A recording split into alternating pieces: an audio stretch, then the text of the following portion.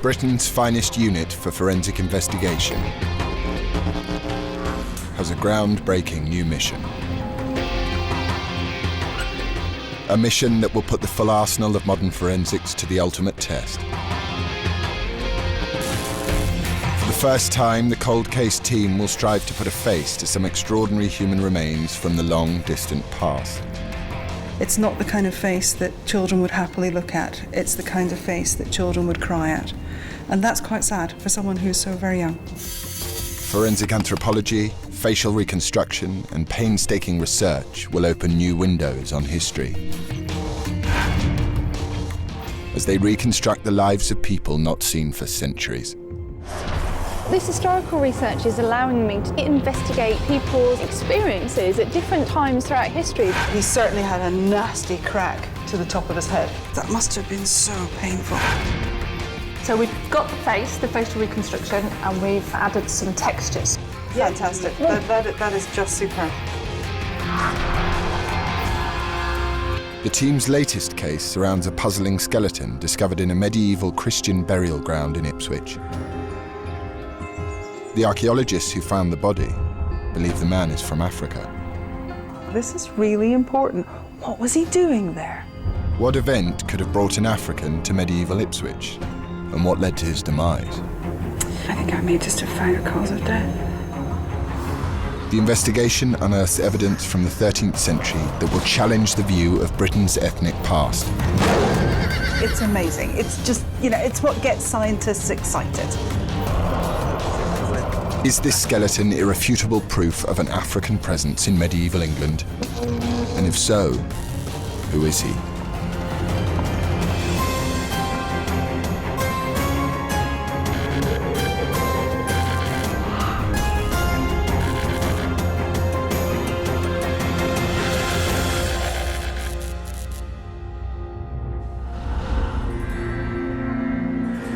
The Centre for Anatomy and Human Identification at the University of Dundee. The forensics team is about to start work on a curious skeleton presumed to be male and African. It was excavated from a medieval burial ground in Ipswich in the 1990s. But his identity and his story are a mystery. The first stage of the investigation is for Head of Unit Professor Sue Black to examine the skeleton, along with her colleague Dr. Xanthi Mallet. Excavation medieval burial site in Ipswich. Archaeological report on the site suggested the skull showed sub-Saharan African characteristics. Okay. They record every detail. The size of that. And Sue is immediately struck by what could be a clue to confirming the skeleton's ethnic origin. Good grief. Okay. Gosh, it's very wide. Look at the width of that. Huge palate. That's a jaw flaring that Tom Cruise would be very proud of. Yep. Beautiful. Absolutely beautiful. Or was it Ipswich? Mm-hmm. But before tackling the complex issue of his possible ancestry, they begin by putting an age to the man at time of death. Well, we're definitely in the adult category. If you look at the sutures, they're in the process of closing. When you're very young, they're quite far apart and you can see them really clearly. And as you get older, they ossify and they sort of merge and fuse together. And they've started to disappear round at the back here. And that's an indication of age. So we've definitely got a mature adult here. We've not necessarily got an elderly adult, but we're at the older end of mature. Yeah. Mm-hmm. Not 40s, probably getting a bit older. The archaeologists who discovered the skeleton classified it as sub-Saharan African, and the shape of its jaw would seem to fit with that. Not an overly prognathic jaw, but it is a little bit prognathic, and I think we'd be very happy to agree with our classification of sub-Saharan African. The whole investigation will hinge on being able to ascertain beyond any reasonable doubt where this man came from. Skull shape is commonly relied upon to indicate ethnic origin. Although every skull is unique, a prognathic or relatively prominent jaw is linked to skulls of sub-Saharan African ancestry. Over 3,000 miles from Ipswich. Bottom line is, his skin was a different colour to yours and mine. And that's fundamentally what we mean. And when we look at him in terms of his position in Ipswich at that time, he'd have been really different. Absolutely. And he'd have been really different because of the colour of his skin. The initial observation has confirmed that he was male, between 40 and 60 years old and around 5 feet 6 inches tall. But the cause of his death is still a mystery. And there's much more they'll need to substantiate about his ancestral origins. He's a very well-developed, mature man, so a lot of muscle development in there. I think height-wise, he's not overly tall. He's sort of middling height, even by UK standards at that time. He's about 5'6", maybe 5'7". But he is, I would say, a 40 to 60-year-old male who may well be African in terms of his origin.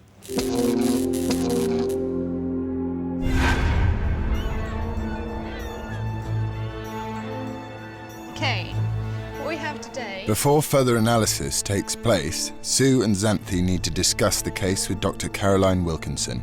She will oversee the facial reconstruction and is the team's ancestry expert. Angles of the jaw. Okay, ancestry is interesting because that's not something I know a lot about. I know you're much more comfortable with that than I am. The only thing that I picked up, apart from the really heavy, dense nature of the skull, was the palate. The palate was very wide and very big teeth, which was, to me, was a clear indication we're not talking, Anglo-Saxon, Celt kind of dentition at all. I think he's going to have an interesting face. I'll be quite pleased to do a reconstruction on him. And if we're going to do facial reconstruction, we can do it from a laser scan. So. Okay, so you want him laser scanned? Yeah. And they will need to gather a lot more information. You really need to go back and speak to the archaeologists. I think we need to have some idea about where they were found, what type of a site it was, were there any other individuals around them, are we looking at high status, low status, is there anything known about that archaeological site, were there any artefacts? I think that's a really important way to go. Yep. Excellent. I think that's all we can do. Yep. I think what makes him interesting is the potential ancestry. So the fact that we might be looking from somebody who's sub-Saharan African. And in Ipswich, I think in medieval times, that for me is very interesting. It might not be something that in a modern scenario, if I was doing a forensic case, would be in the least little bit unusual. But I can't help feeling that if we go back to medieval times, this is somebody who would stand out.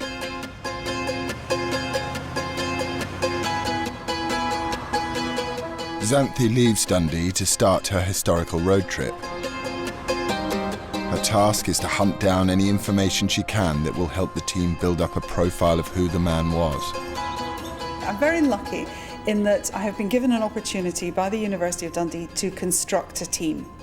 And everybody who is in this department is handpicked for a variety of reasons. Dr. Wolfram Meyer-Augenstein is the team's stable isotope expert. He will analyse trace minerals found deep inside the Ipswich man's skeleton, which could tell us where he lived. There is nobody else that I would trust for a forensic investigation. He is the best that there is, and he has not only a national reputation, he has a huge international reputation. In order to carry out his isotopic analysis, Wolfram needs samples of teeth and bone. The information it could reveal is vital.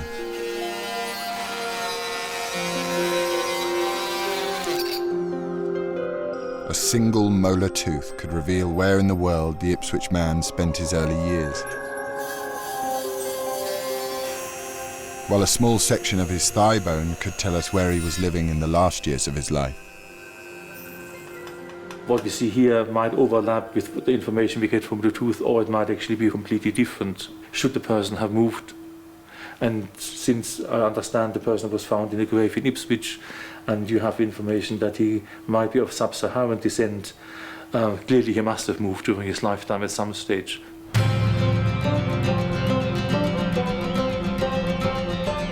Xanthi has come to Ipswich, where the skeleton was discovered.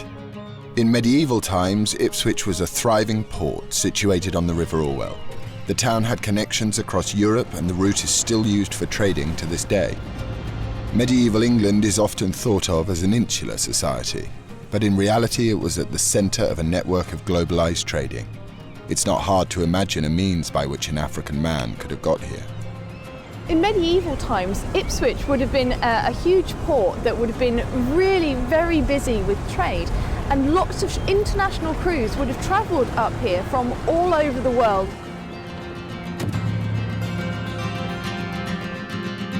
The burial site where the man was found is located near the river. Xanthi's hoping she can dig up some clues about his identity. Xanthi's enthusiasm and her personality and her character makes her ideal for going out and asking people questions, and she does that particularly well. She's meeting Keith Wade from Suffolk Archaeology. They excavated the bodies back in the 1990s before the site was built on as part of a new housing development.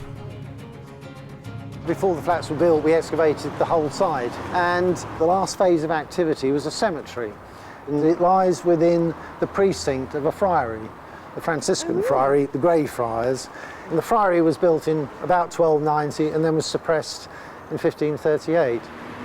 This shows all the features excavated on this site. These burials are they're all in single graves. He was where, did you say, approximately? He's up Roughly right there. in the corner? Yeah. Okay. I can show you a photograph. Oh, is this his actual burial? Yeah, that's the actual burial. And as you can see, it looks like a fairly standard medieval burial. And why has he been dated medieval? We have very little evidence, other than the fact that's the type of burials you normally see in the medieval period. And one of them has a belt buckle, which is late 13th or 14th century. So, our Ipswich man was discovered in a burial ground next to a Christian friary.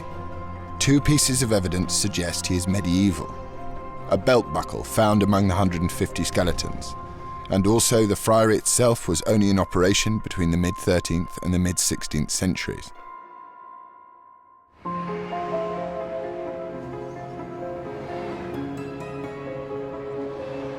Before the investigation can proceed, there is an important question to answer.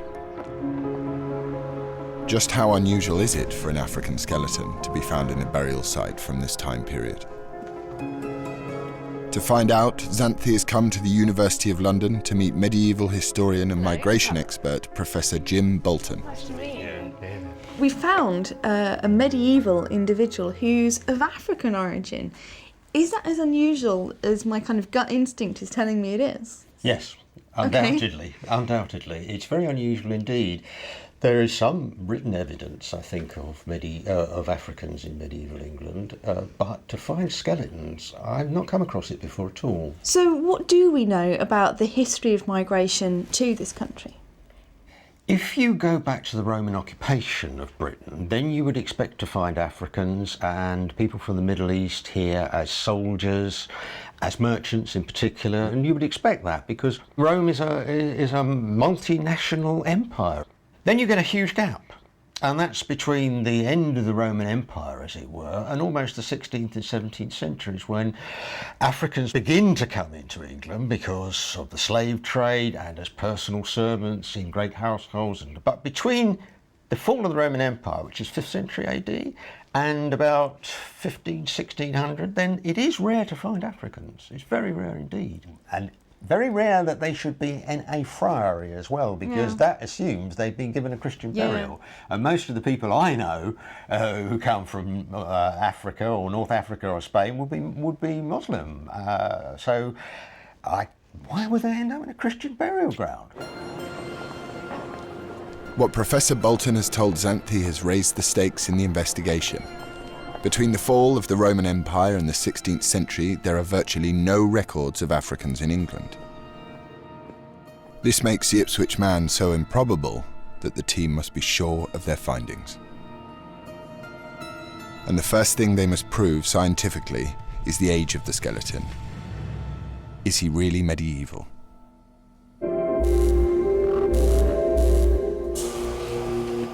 To find out, a sample of the Ipswich man's bone has been sent for carbon dating.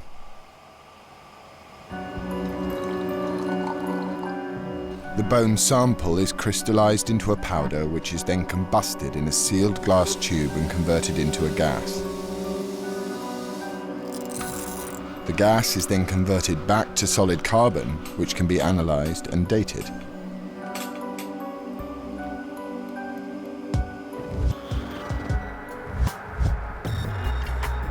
An accelerator mass spectrometer analyses the ratio of radiocarbon content, which will ascertain the age of the bones themselves. It's a vital part of the investigation, but it will be 2 weeks before the team get the results.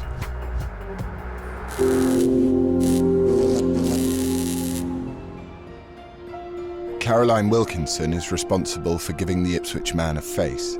She is one of the world's leading facial reconstruction experts, working on historical faces as well as contemporary criminal investigations. Her scientific background, her artistic background, and her intuitive nature when it comes to faces in particular is absolutely second to none. So I'm very fortunate I have a world-class leader in her field in this department. She will perform a detailed examination of the skull with her colleague Caroline Needham. Okay. Do you want them separate for now? Wow. If we've got some guttering and we've got quite rectangular orbits, that would suggest more sub-Saharan African. So you can see the mouth's a bit further forward than the rest of the face. Yeah. Which again would suggest African. Mm-hmm. And really wide palate, which again is another sub-Saharan African trait. Interesting. Interesting face, huh? So, I mean, I'd say that it looks like it could be sub-Saharan African. I would say the nose is not typical. Okay. But not impossible. And the shape of the cranium is not typical. Mm-hmm. But there's quite a lot of other indicators. Although Caroline agrees that he is of African origin, she thinks he's likely to be North African, from a country like Morocco or Tunisia.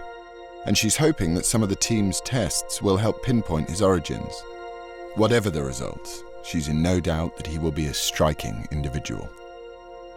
We might get an indication of ancestry from DNA analysis, and also we might be able to tell where the person has lived by looking at stable isotope analysis, and that might in itself indicate ancestry.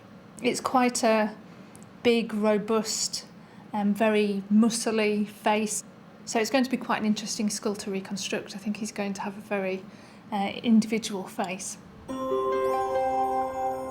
The first stage of the process is to create a laser-scanned 3D model. This will be used as a base for the layers of facial tissue.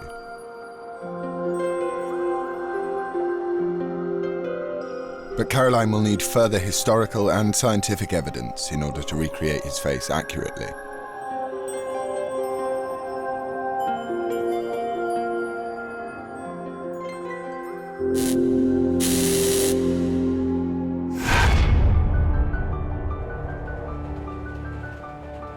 For Xanthi, the lack of knowledge of Africans in medieval England makes researching this case a unique challenge. What was the African doing here? And what would people have made of him? Xanthi has come to the National Archives in Kew to meet a man who has single-handedly been trying to build an evidence-based picture of early African history in England. Onyeka has been researching thousands of medieval documents, and what he's found is fascinating.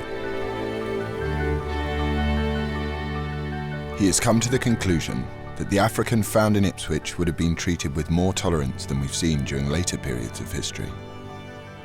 The Africans who were here would have been here doing a specific skill or trade. Their position would have been determined by personal relationships that they developed, Right. rather than based upon skin color. There was not a scientific understanding of race. That comes about in the 19th century. Yeah. The idea that human groups fall into different specific racial categories, that was not present in medieval England. How many individuals of African origin would you have found in the UK back in the medieval period? That's difficult for us to know. Yeah. Because during the medieval period, there are not consistent and substantial records. There are few records of the population as a whole, let alone of an African presence. However, having said that, we have in the Abrevito Doomsday Book of 1241, this African. 1241? 1241. So what does this mean? Now, this is an African image, an image of an African, from an account for Derby. The Abbreviato of Doomsday Book was the 13th century version of the original Doomsday Book of 1086, the first survey of the English population. This is one of the only known images of an African in medieval England, but Onyeka feels it's highly significant. But the point is that there was an African that the idea of the African was known in 13th century England. Which is just the right time period. It's just the right period for your African, yes? People draw pictures of them in image-wise, yes? And therefore it is highly likely that Africans were part of medieval society. By the 16th century, there are an increasing number of recorded African images in British history, such as that of John Blank, Henry VIII's favourite trumpeter. But among the 11 million documents at the National Archives is some extraordinary evidence that as the numbers of black people in England increased, attitudes started to change. This document, created between 1595 to 1596, is a record of letters and proclamations created during the reign of Elizabeth I. Okay. This letter is addressed to the Lord Mayors of the major cities, and it says in the letters, if you look, it says the word blackamoors. You notice that word there? It says blackamoors here and blackamoors there. So this is another word for African individual, That's a blackamoor. Right. The word moor by itself means black, and black added on means essentially black. Black. Yes. So it's emphasising what these people look like. Right. But the letter reads, an open letter to the Lord Mayors of London and the Aldermen, his brethren, and to all other mayors, sheriffs, and Her Majesty, understanding that there are of late divers blackamoors brought into this realm, of which kind of persons there are already here too many, considering how God hath blessed this land with great increase of people of our own nation.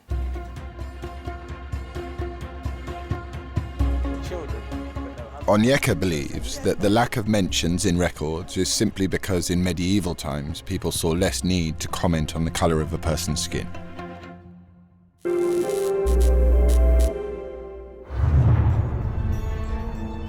So far, the team has relied on anthropology and historical research to establish the origins of the Ipswich man.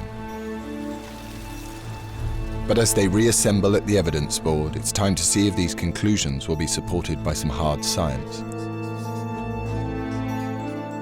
Was this man alive during medieval times? And does he definitely come from Africa?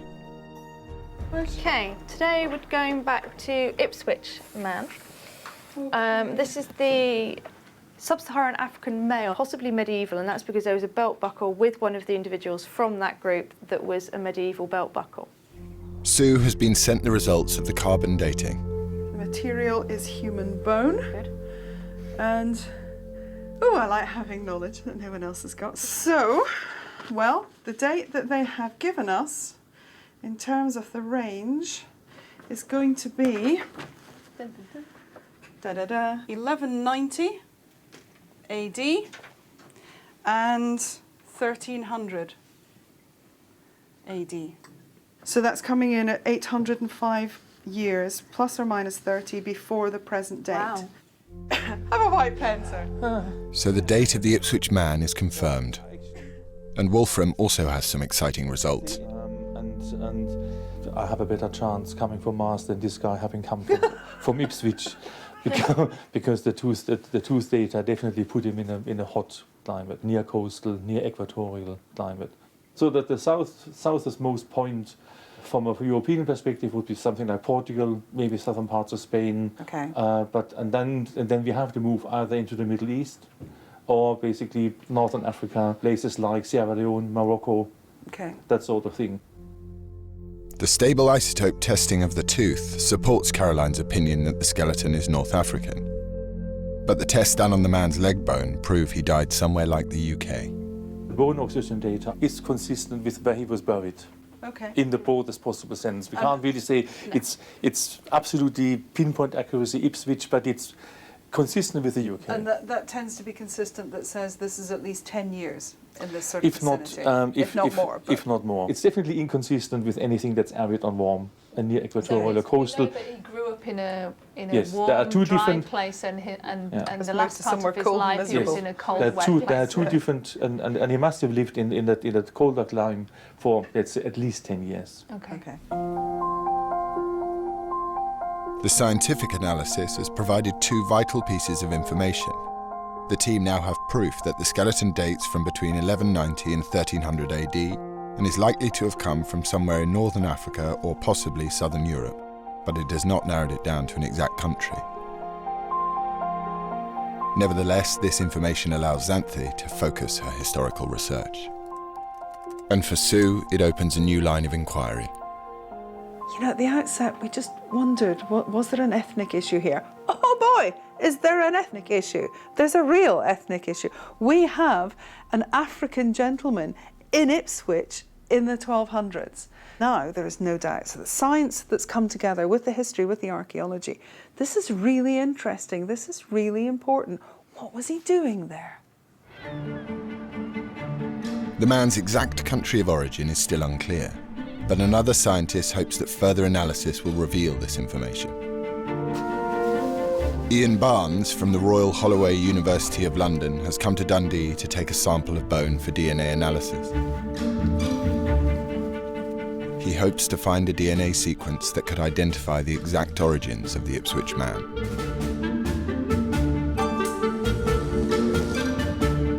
He wears protective clothing to avoid contaminating the sample with his own DNA. One of the concerns is that DNA from other individuals may actually get into the sample. So in order to avoid having our real DNA from the skeleton getting swamped out, we try and work as carefully and as cleanly as possible, and then hopefully we'll be able to get a real sequence out of it that comes from that skeleton, not from outside.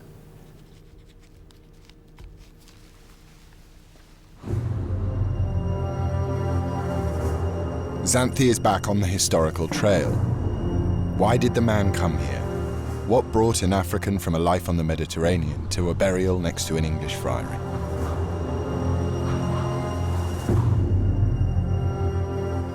The friary where the skeleton was discovered was built by Franciscan Grey Friars, who originally came over to England from Italy in 1224.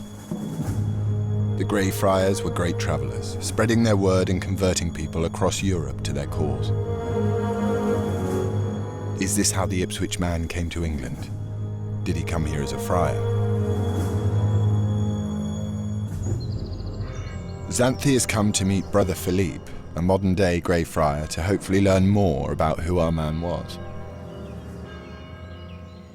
The friary in Ipswich was founded in the first years of the reign of Edward I, so it was certainly founded before 1298 because it was founded by a fellow called Sir Robert Tiptot and his wife Una, and Robert Tiptot died in 1298. So we know it was in the reign of Edward I, probably the 1270s, but absolutely certainly before the 1290s. If he was found within the friary grounds, who would have been buried there?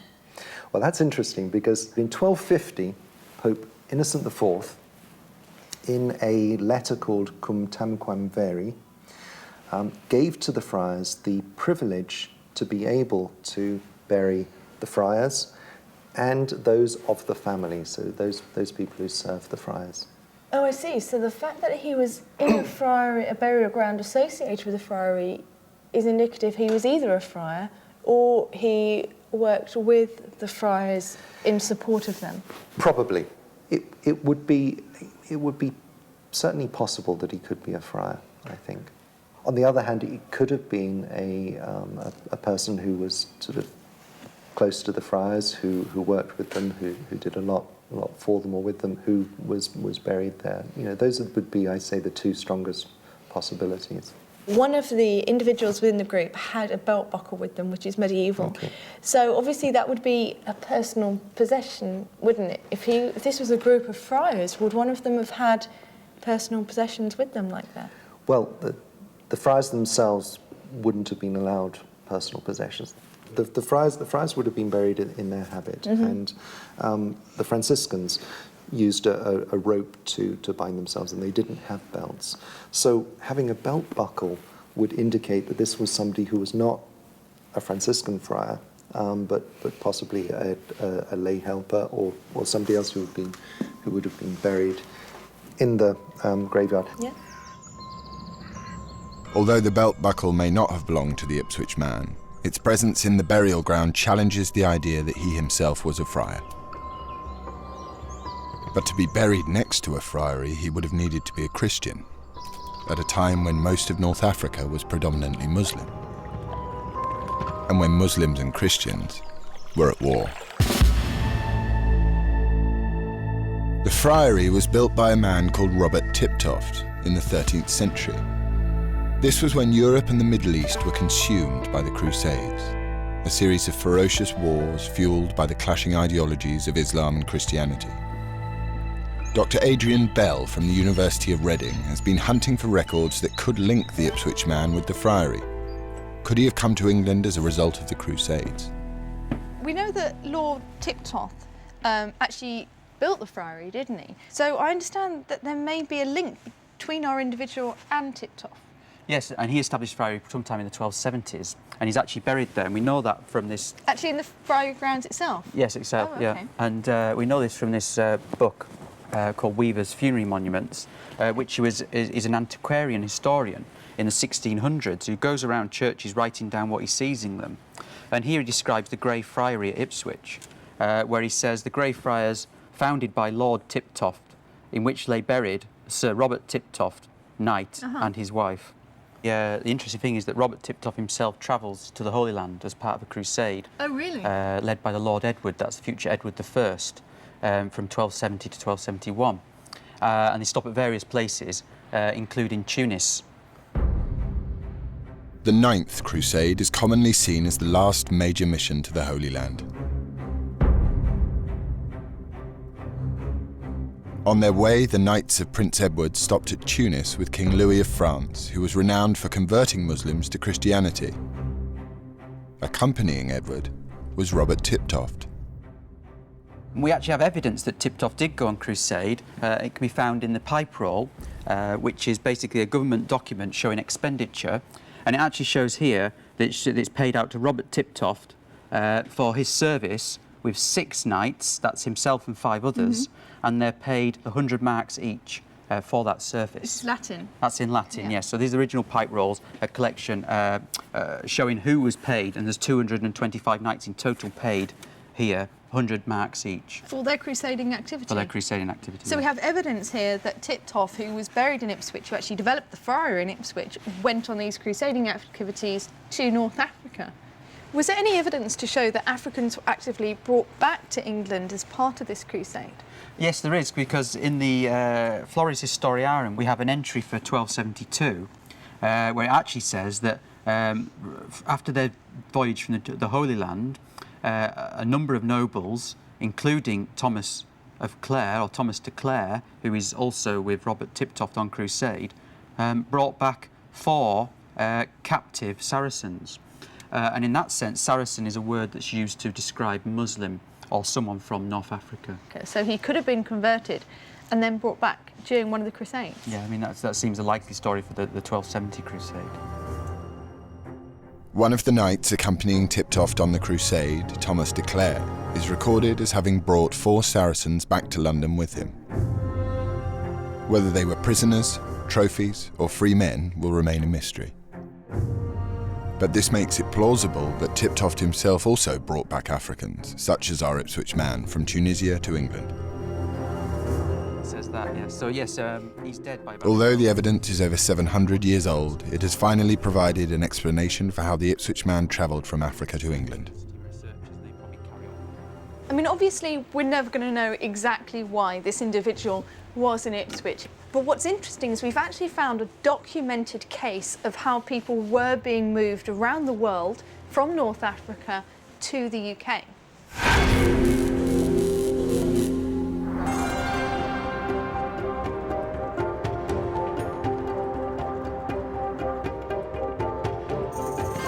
Back in Dundee, Caroline is starting the facial reconstruction. Using a 3D scan of the skull, she begins to layer on the muscles and build up the foundations of our man's face. In theory, you shouldn't need to know the ancestry of an individual to reconstruct their face, because the majority of the standards that we use apply to all ancestry groups. And if somebody has a narrow nasal aperture, for example, they're always going to have a narrow nose regardless of the ancestry group that they come from. But there are fine details that are reliant on knowing the origins of the individual, and they will make small differences to the face. Caroline might have to make a best guess about the man's skin tone and eye colour. Well, those details will be reliant on knowing whereabouts the individual is from, which is obviously slightly problematic for us. Already, a distinctive face is emerging. I think because it was quite a robust skull that was very large, with heavy brow ridges and clearly a very large neck, I had this preconceived idea that he was going to be quite big and butch, which he is, but he's also got a very nice balanced features that mean that he's a lot more attractive than I thought he was going to be.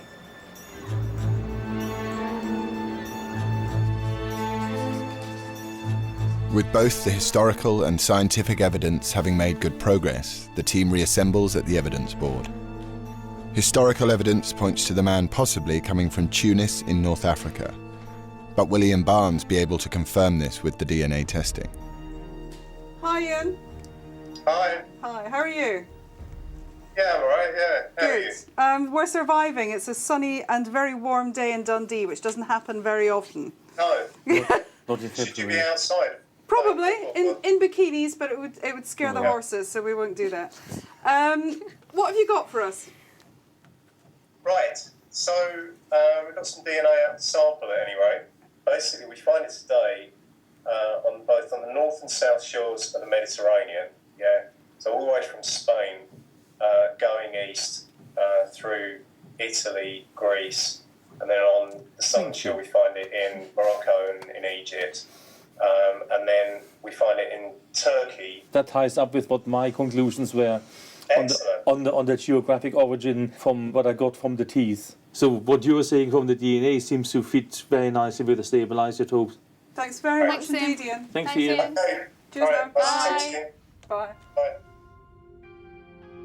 Although the DNA analysis agrees with Wolfram's stable isotope results, it's not narrowed down the skeleton's origin to a specific country. But Sue wants to bring all the data together. The anthropological study of his bones, the stable isotope tests, and now the DNA results.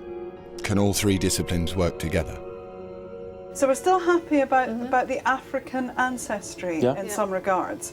What we're less happy about is sub-Saharan label that was given at the outset. And there are areas that Ian has suggested and that your isotopes have also suggested that it could be that we're less happy with because it doesn't fit with the anthro. But the area where the anthro, the isotopes and the DNA all come together, that they're happy as along the north coast of Africa. That's true. The conclusions are compelling. Ipswich man is likely to be of North African origin. This supports the idea that he started his life in Tunisia before being brought back to the UK during the Ninth Crusade. To have those three areas all pinpointing you down to the same part of the world in scientific terms is huge. It's big, it's amazing. It's just, it's what gets scientists excited. We know what he's going to look like, we know where he's come from. But what we don't know is why he's there, and ultimately what it was that killed him. We don't know that either. So he's a little bit out of focus still.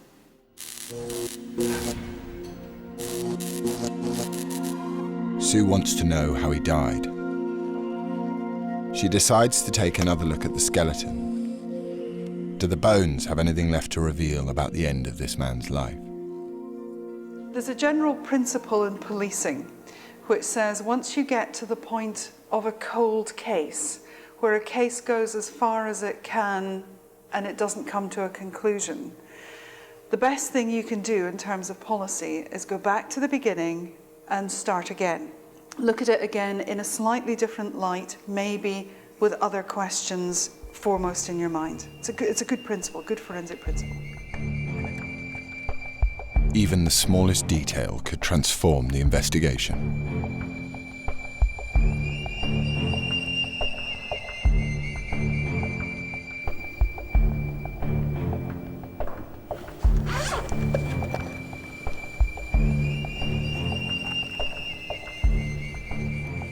As she looks at the spinal column, something grabs her attention. I think I may just have found a cause of death. It's a thrilling discovery.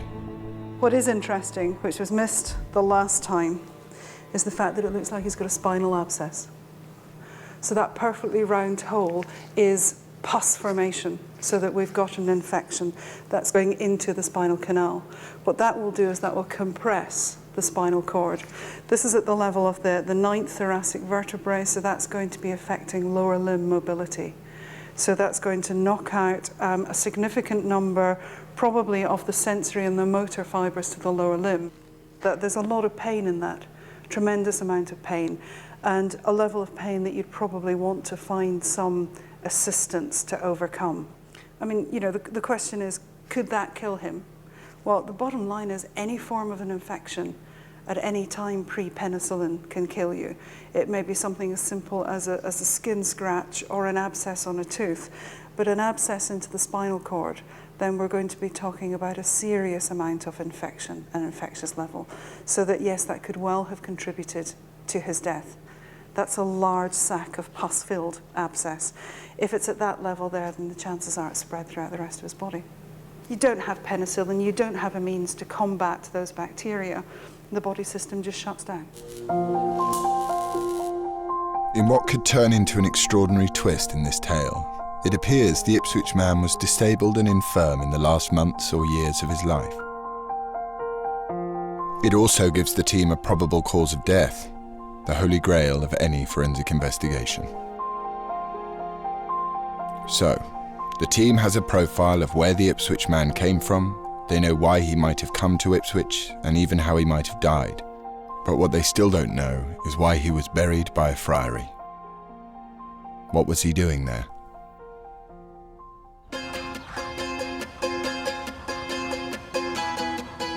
He was discovered with 150 other skeletons. Xanthi is keen to see if any of the other bodies can shed further light on the events surrounding his death. Who were they, and why were they all buried together? Sue Anderson carried out the original bone study of the skeletons.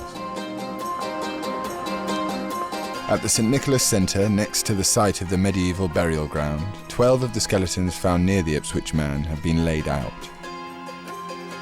So this is our burial population from the gravesite just up the road, isn't it? So what are we looking at here? We've got 12 individuals laid out. Yeah. What's unusual about this population then? It's got quite a high proportion of pathological specimens and also quite a high proportion of men and older individuals. It quickly becomes apparent that this is no ordinary group of skeletons. This is probably something called diffuse idiopathic skeletal hyperostosis. Oh, we've got some pathology here. He's got areas of infection and inflammation on his legs. He had quite an enlarged frontal bone. So he would have looked unusual as well? Yeah. This would be a result of a number of disease processes, wouldn't it? There's basically no cavity there, is there, for the white blood cells at all? That's weird. And bone should not look like that, should it? You've got 3 vertebrae completely fused here. Another pretty unhealthy individual. He's got a disease called Paget's disease. Almost all the bodies exhibit signs of debilitating disease or injury. Much finer. It's got a very large abscess formed here.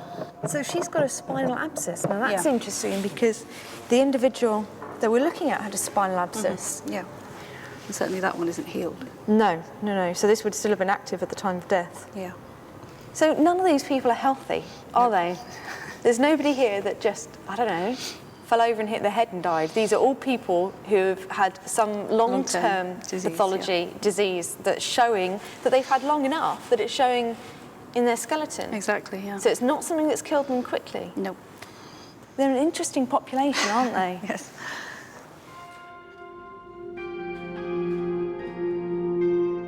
I'm not an archaeologist by training. I don't go out every day looking at archaeological populations and burial sites, but to me this seems a very unusual population.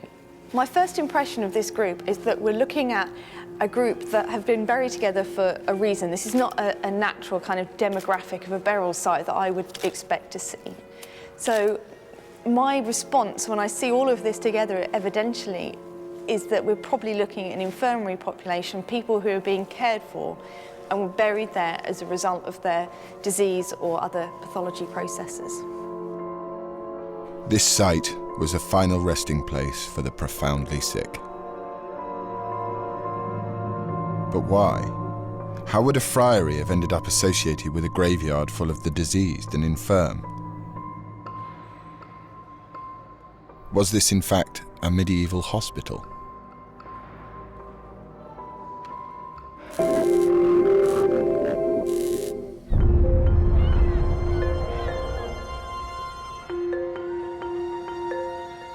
Angela Montfort has written a book that explores the link between friars and medicine in the medieval period. Xanthi has asked her to come to Dundee to see the Ipswich skeleton. The Franciscans in particular were known as apothecaries. Oh, really? They would grow herbs for medicine in the infirmary, the friary infirmary garden. And we know that the friars used to give medicine charitably to people. Is it likely that the friars would actually have been taking care of these individuals on site? There are quite close links between the friars and medicine. When St. Francis first told his friars to serve the poor, he was expecting them to visit the sick. The whole view of medicine and life generally was that it was all one integral part, and that the medicine of the soul was also important as the medicine of the body. And so a medical friar could treat both of them. And in fact, some friars were called the physicians of the soul. At a time when religion and medicine went hand in hand, the friars were helping to treat the sick not just with prayers, but also with what was then state-of-the-art medicinal knowledge. Would their treatments have been used to help treat the Ipswich man as he succumbed to the pain and disability of his spinal abscess? Dr. Tig Lang is a herbalist who has studied the use of herbs in medieval medicine. What are we going to be making Well, today? we're going to be making an ointment that would have been used for paralysis. It's mentioned in a herbal called Of the Virtues of Herbs, or Maca Floridus on the Virtues of Herbs. And this herbal was around in the period that we're talking about with your skeleton. And the recipe itself reads, this ointment will wonderfully help to the palsy. That means it will wonderfully help to heal paralysis. What it actually is isn't an ointment, it's a rubbing oil. And what they're basically intending to do is massage. They say here, if the patient is often with this ointment rubbed with, I love this bit in the English, with hundes sumdel harder, which means with somewhat hard hands. So they're obviously dealing with somebody who's massaging quite firmly. And this ointment will make all his body supple and easy. Oh, okay. Sorry, what we have here is dried pellitory. Okay. And Dr. Lang is demonstrating how the herb pellitory could have been used by the friars. Got some oil. We've got some oil, which is olive oil. So literally it's just... You just put a few handfuls in and we'll see what happens when we stir this on the gas. Often in later recipes, certainly, you find the instruction to boil it for as long as it takes you to say the Paternoster, which is a lovely way of timing if you think, if you haven't got a clock. That's boiling in the oil now. That's boiled long enough, I think, to bring the virtues of the herb into the oil. I couldn't really smell the herbs, but that smells You see, fantastic. it's gone beautifully green. That's quite nice. Quite like that. And pellitory does have a warming effect. Oh, does it? So that it would make the skin For warm massage, up. that So would it's be medieval perfect. Ralgex. Some kind of therapeutic. We're all acting as if it's hand cream. I know, yeah. Well, it's quite nice, isn't We're it? going to get hot hands. Obviously, this is not going to help somebody with paralysis, but, you know, may have brought some level of comfort, at least. Yes, I think given that his paralysis is leading from a spinal abscess, no amount of what they do to his limbs is going to do him any good at all. No. But we can't say they did use this ointment on him, but it's an ointment which was available at the time, which they may have used in an attempt to bring comfort to the patient, or even in their way of an attempt to bring cure to the disease, because they wouldn't have known about the abscess.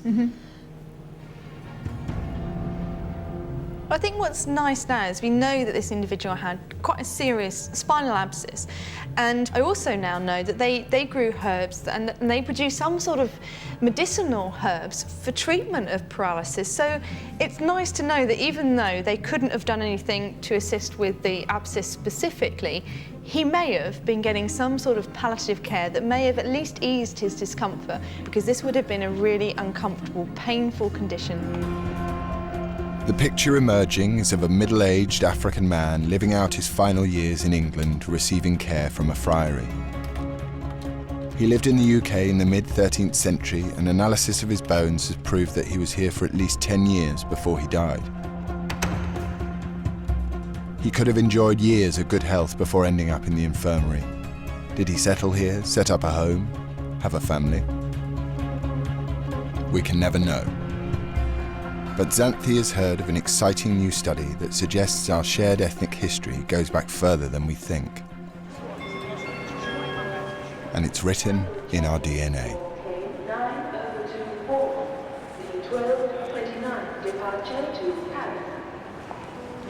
St Pancras International Railway Station, a modern-day symbol of the global travel that has helped create our ethnically diverse nation.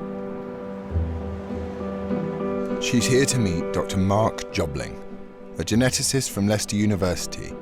His studies on the male Y chromosome could help support the idea of an early African presence in the UK.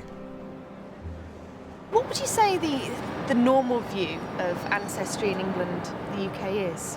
Well, I think the history books are dominated by the stories we all know about Anglo-Saxons and Vikings and Romans before them, and then maybe Celts and Picts and so on. So there isn't much of a place for Africans in that story. So what is the actual ancestry? This pale skin, is it kind of hiding a more complex ancestral past? Well, it's certainly, in our study, we find that it does hide a bit of a more complex past, yes. So what we were interested in doing was studying a piece of DNA that's passed down from father to son, the Y chromosome. And the nice thing about that is it associates with surnames. And we found that we can look at some surnames and find in them a signature of an African lineage. Could you see this as a visual, or was it just hiding in the genes? Absolutely not. So the man who carried this lived close to our lab, and so we brought him in and talked to him about it. And he's a white, ordinary British guy with no history in his family of any contact with Africa. So he was completely surprised about this. So he's a Yorkshire, UK resident, pale skin, typically British looking, but he's got an African heritage. He has, yes. Specifically, he has an African Y chromosome. So this is the piece of DNA that passes down from father to son. So it means back in the past, at some point, he has a paternal ancestor who was an African who came probably from northwestern Africa. What this could mean is that the British population has been multi-ethnic for far longer than we might think. Could our Ipswich man even have contributed himself to this African ancestral signature seen in our DNA today? So the individual that we've been investigating is of African origin, we know that, and he's buried in Ipswich. Is there anything that you know of that could suggest any information that he could have been mixing with the population as far back as the medieval period? Well, there could have been. From our evidence at the moment, we can't say that, but we could imagine finding other surnames where we can trace the history back into the medieval period. And I think if we had large enough sample sizes, we could probably do that. I think what we've found by finding this African individual in Ipswich is that possibly the multiracial society that we think of as a very modern construct, we think of Britain as very ethnically diverse now, but only recently. Whereas it seems that this African individual in Ipswich may represent a much longer history of multiracial Britain that nobody really knew about. This extraordinary case is reaching a conclusion. Using the modern arsenal of forensic science and historical detective work, the cold case team has painstakingly reconstructed a story that could have stayed buried forever. Possibly born a Muslim in 13th century Tunisia, our man could have come to England during the Ninth Crusade, converting to Christianity before living here for some time. As he succumbed to the pain of a spinal abscess in later life, he was very possibly nursed to his death by Franciscan friars, leaving behind irrefutable proof of an African presence in medieval England.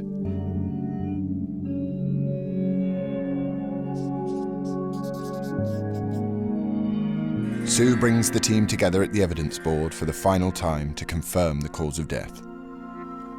So we actually missed a spinal abscess. So given where this is occurring, which is at mid to lower thoracic level, we have somebody who is really disabled in their ability to move around and to be able to look after themselves. And it's time for the final piece of the jigsaw to fall into place. Caroline is ready to reveal the face of the skeleton for the first time in 800 years. Let's have a look at him then. Maybe my favourite. Okay. Ipswich man, here we go. Oh. There we go. He's a bit of a bruiser, isn't he? Yes, definitely. Well, yeah, he's definitely got this big, strong, robust head and neck. Hair, obviously. I like the lips, actually. Yeah. I think his ears are fantastic. Hair, we don't know. He could have had. Quite delicate He could have had to the rest. He could have had a full beard. He could have had lots of hair. He could have gone bald. We have no idea. So, which is why we haven't given him any of that. And we've also got this quite massive neck as well. Yeah, but he was very well. I think he's quite beautiful, actually. He's got a great face. Yeah. What is interesting is that the historians are saying there is evidence that we have African individuals in the UK and in England, specifically from Roman times. We've certainly got them in the medieval times. We've even got a situation in history where in Tudor times, Elizabeth I is saying, actually we've got too many, we need to stop this, we need to send them back. And how do you go from a small number of individuals to a community to such a point that you've got the monarchy saying this is too much, we have to be able, we have to stop this happening. And I think that's interesting, and there's no doubt that the historians are saying this hasn't been researched, and I think it should. And if nothing else, what we've done is said, here's one, absolutely, here's one, we found it, excuse me. All the rest, maybe it was, maybe it wasn't. This one is. Start with this one. A man discovered in an unmarked medieval grave could now change the view of our ethnic history. The first impressions, I think, of this case were not very exciting, is the honest truth. And we should learn from that. We really should learn from that. That it's always the case that the ones that look as if they are the most boring often end out to surprise the heck out of us and become really some of the most interesting stories. We have scientifically identified beyond all reasonable doubt, which is all any court in the land will ask of us, is that this individual is of African ancestry. We're happy with the age, we're happy with the sex, we're happy with the stature, and we're absolutely confident on the ethnic or geographical origin of this individual. That's rare. That's very, very rare to get to that point of certainty on ethnicity. And in terms of human history, migration patterns, this is terribly, terribly important.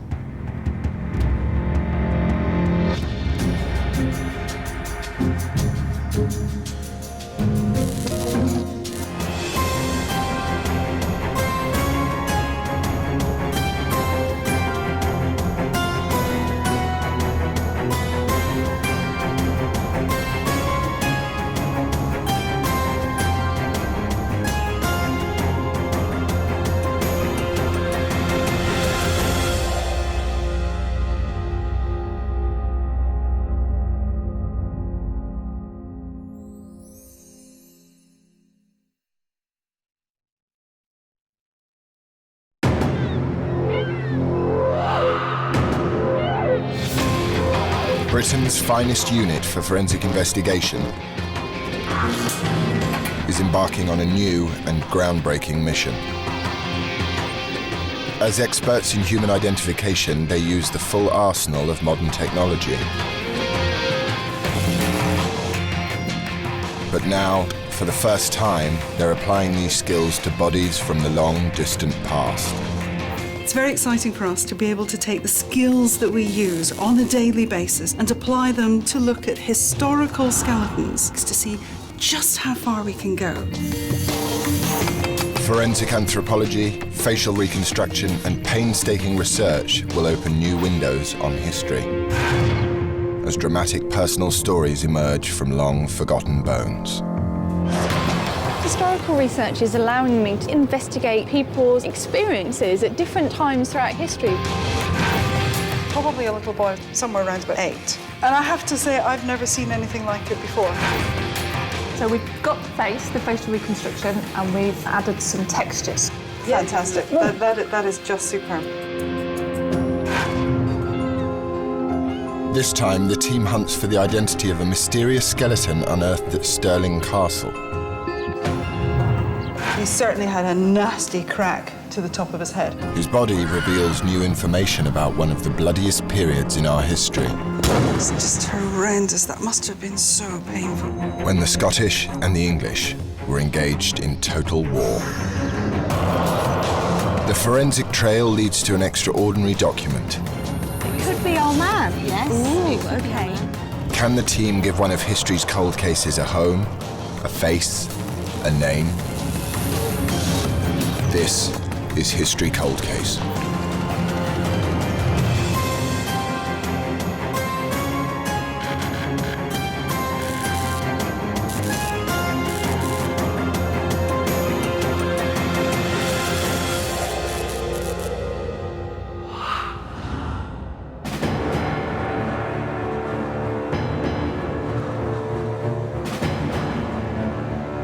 Stirling Castle. Perched on an extinct volcano and strategically placed near the gateway to the Highlands, was for centuries the front line during the Scottish Wars of Independence. Perhaps this offers us our first clue to unlocking a mystery that has remained unsolved for 6 centuries.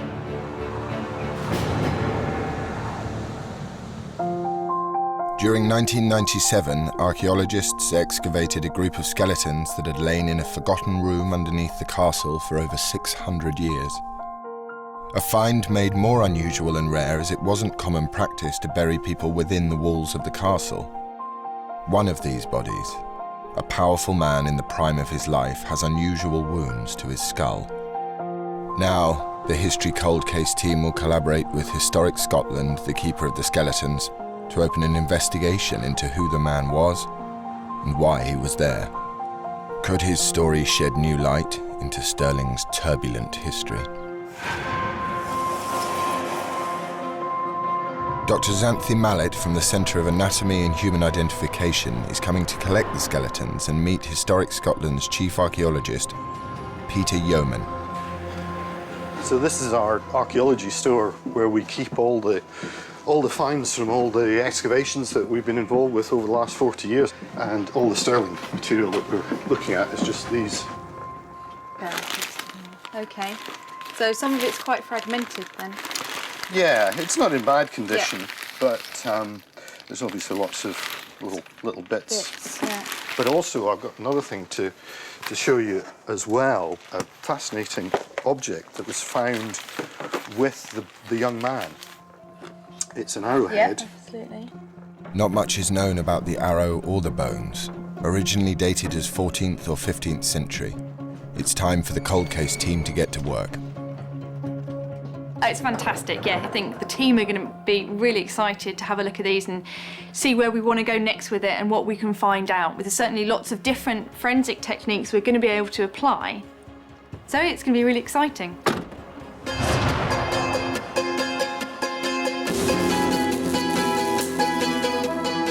Open up and lay them out. The investigation will be led by forensic anthropologist Professor Sue Black, based at the Centre for Anatomy and Human Identification, part of the University of Dundee. The case starts with an observation of the bones.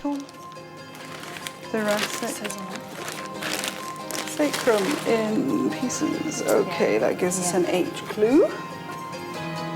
And she's already spotted something highly unusual. Don't know that you've seen what sits on the top of the skull? Ooh! Ooh, what do you think that is? Well, Axe? If you can see on the frontal bone here, which is just coming down the side of the forehead, there's a very deep groove.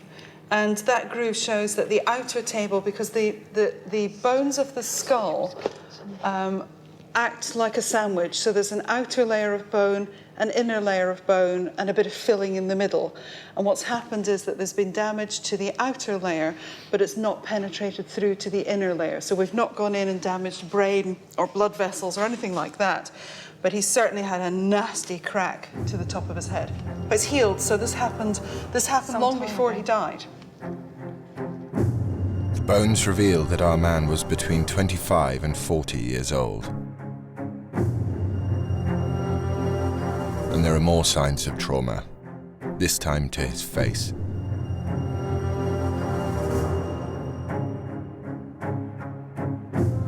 Those teeth have had a rattle at some point or another. They've set up abscesses in there. There's going to be some form of an impact. Not enough to have broken a face, for example, but you get a smack in the front of your face, then both of these teeth are going to rattle. And that's what's happened. It's loosened the teeth enough that what happens is the bacteria can get into the space that it can't normally get into and sets up an infection, which is what you have in terms of the abscess. But although he was clearly a victim of violence, he was well equipped to dole it out as well. But Soleus is quite well developed. So I think muscle-wise, he's got good sites of muscle development lower limb, but they're exceptional upper limb. Absolutely. Yeah, he's a big bruiser in that regard. When you look at the back of the scapula, the shoulder blade, you can see that there's a trough runs down there. That's because this bone is about surface area. That's about muscles attaching. And if you've got a bigger muscle, you need more surface area. So what you do is you undulate the bone and you give the bone more surface area. And look at that trough. There's just a huge dip going in there. And I don't know that I've actually ever seen it this extensive. He's a big bruiser. Yeah, he's a big boy. He's got his story. We've just started to unravel it. I always say it's like a knitted jumper, that somewhere you've got to start and find a thread. If you can just keep going, you can unravel the whole thing.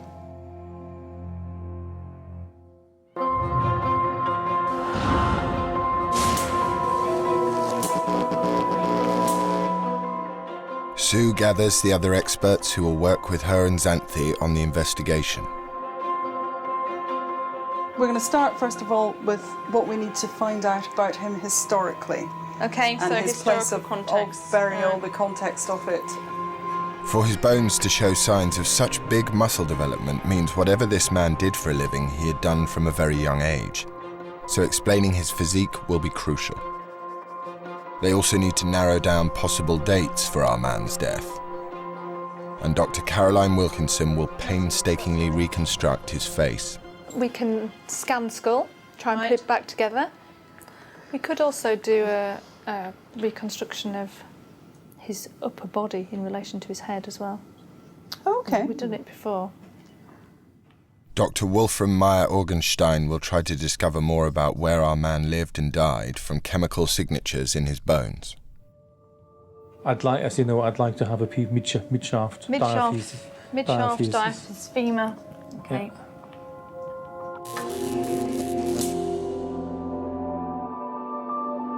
Now the hard science begins. Bone analysis to find out what our man ate and where he was from. Bone scanning to begin the process of facial reconstruction. They also need to discover the significance of a tantalizing artifact found with the body, a single arrowhead. His life was clearly interesting because he's got a number of incidents that have clearly happened to him throughout his life.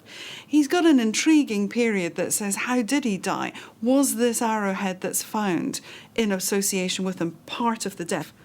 And then what's happened to him afterwards is also interesting. So that why was he buried where he was? Was that an indication of his status? So he's one of those individuals where all three parts of that process are going to tell you something interesting and something different. Who was he in life? How did he die? Why was he treated the way he was?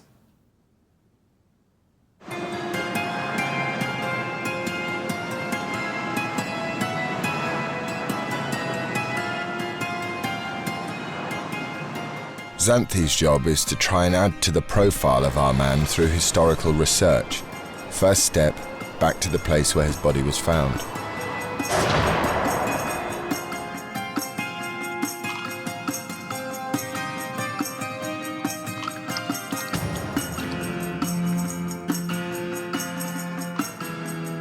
Archaeologist Gordon Hewitt has been fascinated by the Stirling man ever since he discovered him here in 1997. The castle itself could provide crucial clues. The trail begins in Stirling's Great Hall, built for James IV in around 1503. This is the Great Hall. Wow. Stirling Castle. It's beautiful, isn't it? It's massive. Yeah, it is. At the front line of repeated English invasions in the 13th and 14th centuries, Stirling Castle changed hands many times during the sieges and battles of the Scottish Wars of Independence. Many sort of festivities, and as well as the works of government were reenacted here. And these tapestries give an indication anyway of the kind of lavish quality of the court. Would they have had tapestries and things hanging on the walls? I think so, very much so.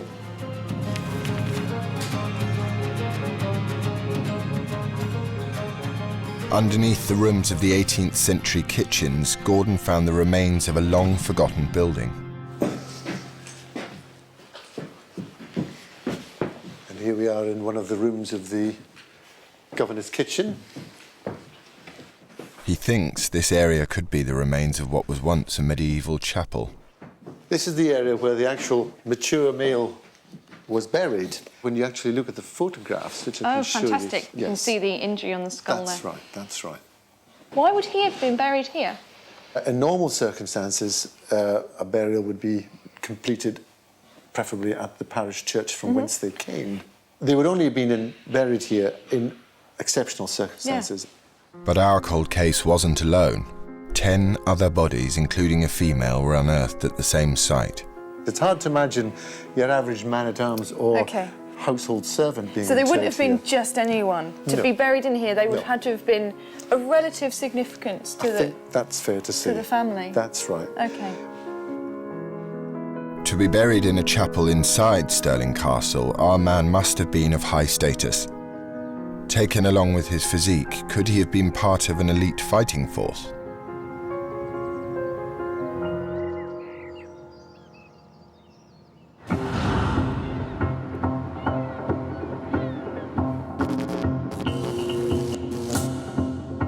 Warfare medieval style was led by knights on horseback, the elite warrior class of Europe. Knighthood wasn't just conferred by the monarch, it had to be earned on the battlefield. Knights lived and died by the shared values of the chivalric code: courage, piety, and loyalty to your king.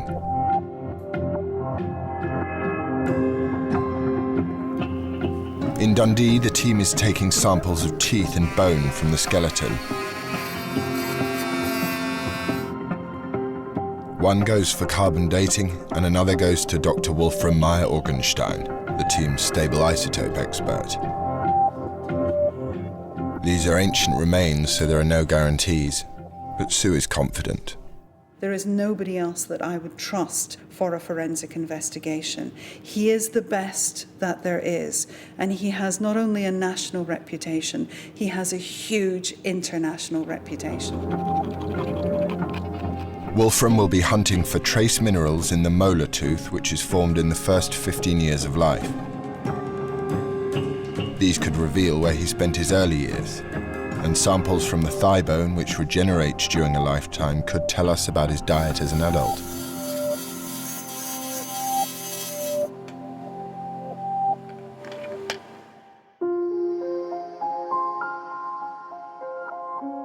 Next, to the local Ninewells Hospital for a CT scan to see inside the man's bones.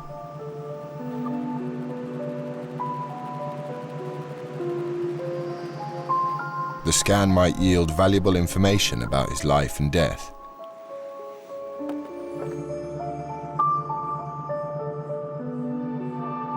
It will also provide the accurate data needed to reconstruct his face and body.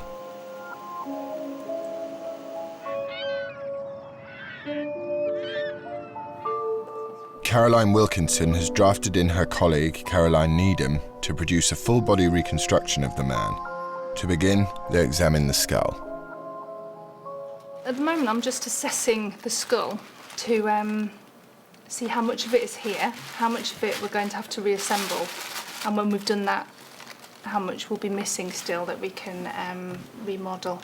Actually, it looks like there's quite a lot here. There's more than it looked like on the images because we've got a lot of fragments. And messy as that looks, we can actually manage to put most of them back together. We can reassemble the skull in the computer, so we can take scan data from this skull and import each fragment into the computer and then reassemble it. I mean, the beauty of the computer is there's no gravity, so you can put a skull piece there and it'll stay, it doesn't fall.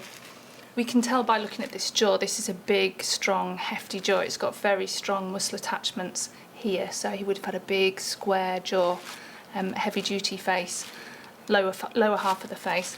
But then we've also got quite strong brow ridges at the top, so he's going to have a heavy brow, more deep-set eyes. I mean, it's very typically male skull. Oh, I love skulls like this, lots of bits. It's my favourite thing, reassembling them. Each of the fragments has to be individually and painstakingly scanned using a small mobile scanner. With the hospital CT scan, these measurements will make a complete skull. The face that Caroline foresees seems to fit perfectly with Sue's assessment of the body. Heavy-browed, muscly, square-jawed, a man perfectly formed to live and die by the sword.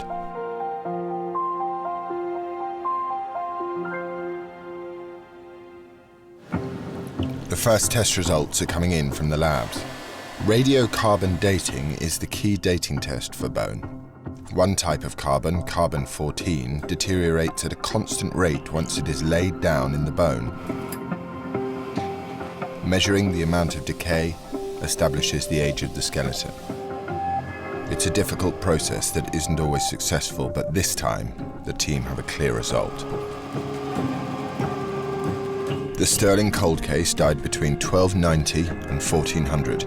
That means he lived during the height of the Scottish Wars of Independence, when the English were repeatedly trying to conquer the country and the Scots were driving them back.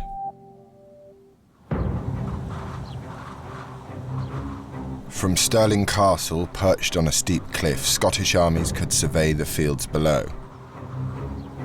10 miles north of here, the powerful River Forth marks the beginning of the Highlands, so the castle and the open fields around it saw the bloodiest conflicts. Xanthi is meeting medieval warfare expert Scott McMaster. This is a picture of his cranium. Now you can quite clearly see there, that's a healed sharp force trauma to... Yeah, absolutely, at the back of the head. Yeah, I mean, is that kind of wound you'd recognise? It's very common in the medieval period. This could be an axe or a sword, perhaps, or even a club. He's obviously perhaps been a knight or a man-at-arms, anyway, judging by the weaponry. He was very robust in his upper body, especially, very robust. Right, OK. Well, it's quite common for sort of bruisers, so to speak, in this period. Yeah, that's how I kind of imagined him. The Scots, sometimes supported by the French, managed to defeat the invading English army on a number of occasions. But the victories of William Wallace and Robert the Bruce weren't enough to keep them permanently at bay. Stirling Castle was occupied by English forces at least 8 times during our man's lifetime. The castle certainly changed hands over this period and several times. Right. So whether he was, this individual in particular was maybe perhaps involved in a siege, or if he was actually, he died later on of wounds perhaps during one of these battles, it's a very strong possibility. It's not clear yet which side our man was on. English, Scottish, or even French. But he was definitely part of the conflict.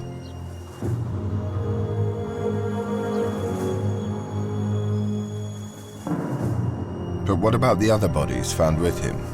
Can they shed any light onto the investigation?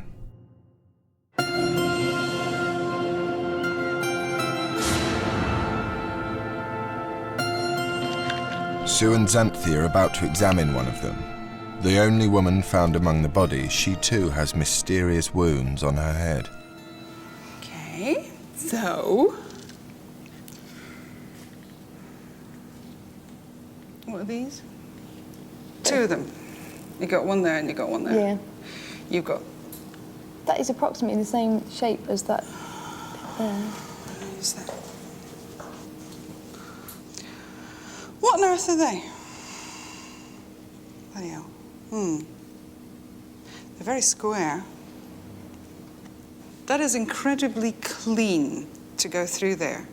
So that whatever it was a significant amount of force with a sharp edge. Yeah, otherwise it would have shattered. Otherwise it would have shattered. So I think you need to find someone who knows something about this, because I know absolutely nothing. No, not me. That doesn't make sense. Sue and Xanthi have no idea what the two puncture marks in the skull could mean.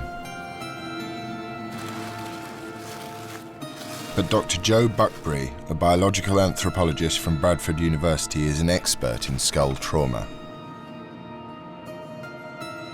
What's really interesting is a rectangular hole penetrating through the skull. The edges are quite clear. There's a little area in here that's just sort of spalling away, which could have been caused by a weapon coming out. And then on the inside, what you might be able to see is that the hole is actually much larger on the inside. That's called internal beveling, and that's a really strong indication that this happened around the time of death. So I immediately thought this was quite interesting and could well be battle trauma. But I think there was also some more trauma to the side of her head in here. If I take these pieces of bone, they actually fit quite tightly. And I think there's been another blow around the time of death in here with a radiating fracture from the force of the blow coming up around here. I wonder whether or not she was hit on the side of the head with quite a blunt object, fell to the ground, and then after that the two square injuries were sustained on the top of her head. Joe thinks she knows the kind of weapon that killed the Stirling woman. Well, the weapon I'm holding now is a 16th century flanged mace that a member of staff at the Royal Armouries has given me because it's got quite a rectangular cross-section which might possibly match the injury we're seeing on this skull. Joe demonstrates that the marks on a florist sponge made by the mace are identical to those on the woman's skull.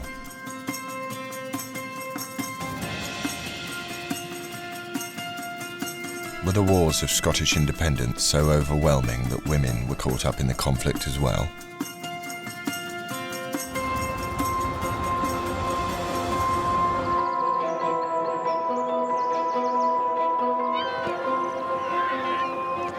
Xanthi has come to Dunbar on the east coast of Scotland, near the remains of the town's medieval castle.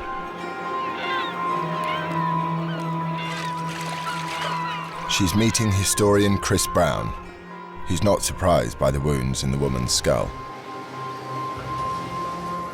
So this is the woman I've come to talk to you about today. And these are the injuries to her skull. What we're looking at here is the back of her crania, so the back of her head. And you've got two distinct injuries here. So are these the kind of injuries you'd expect to see in battle, and if so, on a woman? Absolutely. Totally typical injuries, really? Exactly the sort of wound you'd expect to get, and no reason to assume that women are in any way completely isolated from war in the Middle Ages. Here at Dunbar in the 14th century, the Countess of Moray defeated a violent English attack. Black Agnes, as she's known, was a fearless defender of her castle.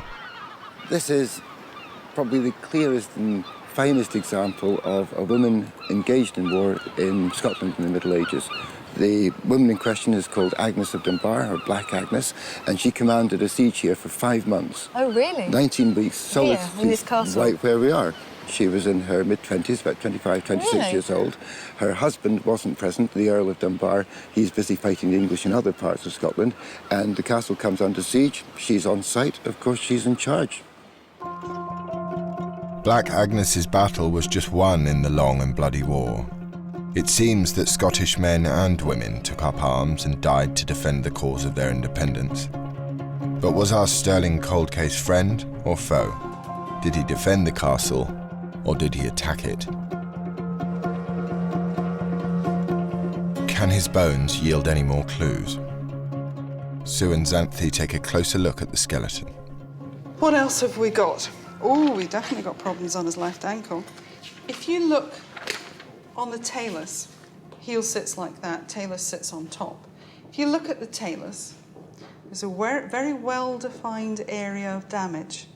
So that would have been filled with possibly pus, but certainly enough space-occupying tissue to cause bone damage. It will have not been pleasant to walk on because the entirety of your body weight passes down through that ankle joint.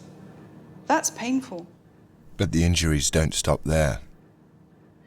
There are some vertebrae that are a little bit unusual, but I don't think those are normal aging changes.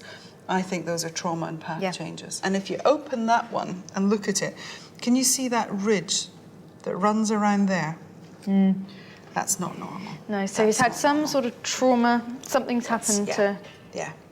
Episodes of damage have occurred, whether that's as a result of activity. It's not a systemic disease because that's not something that's being evident throughout this. But there's localized and little focal areas where bone is damaged, broken down, showing it's trying to repair itself, not fracture necessarily. So, back trauma and an abscess on his ankle. When you put these injuries together with his physique, what are they telling us? When you've got somebody who is obviously very well developed, like he is, but not symmetrically so in the top and the bottom half of his body. So he's doing something different with the bottom half of his body compared to what he's doing with the top half of his body. So if, for example, the obvious thing would be, if we think he was a knight, for example, is he sitting on a horse?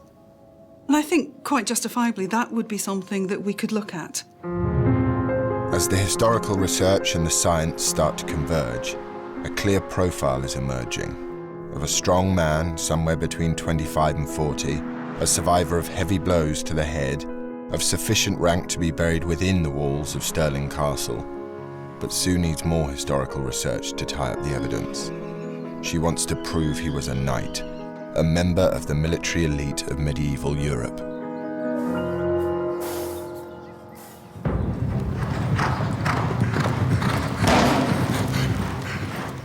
The rituals of medieval knighthood weren't buried with them. Jousting tournaments, lavish displays of might, wealth and skill were almost as dangerous as the battlefield.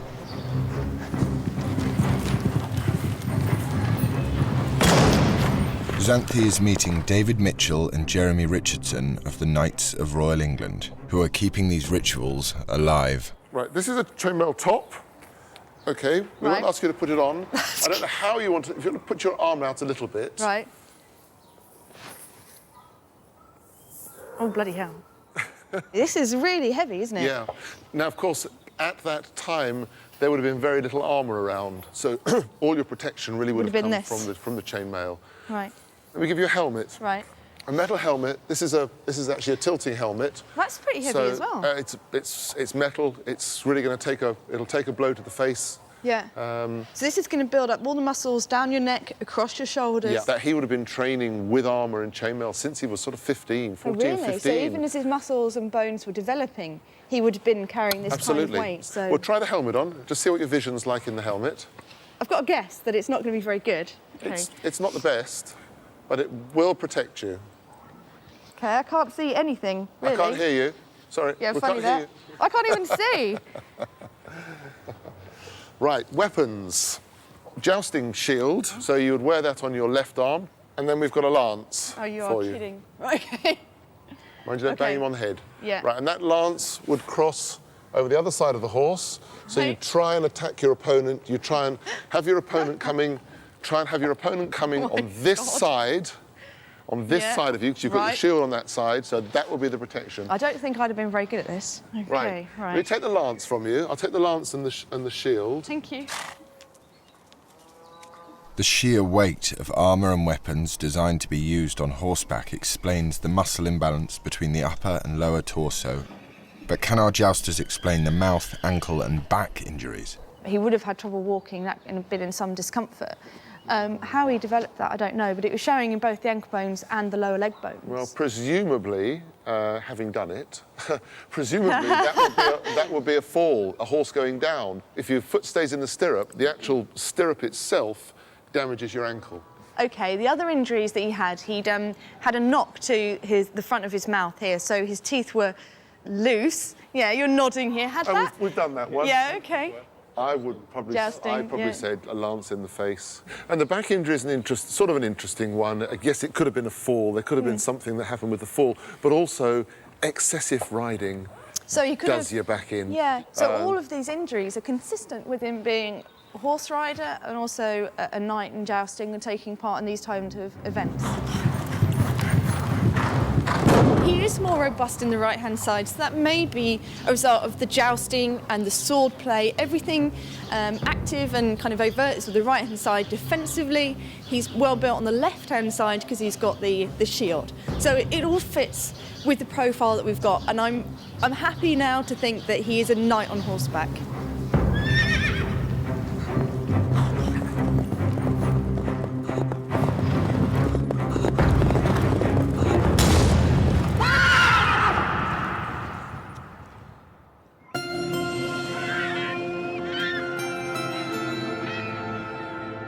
Back in Dundee, Sue summons the team.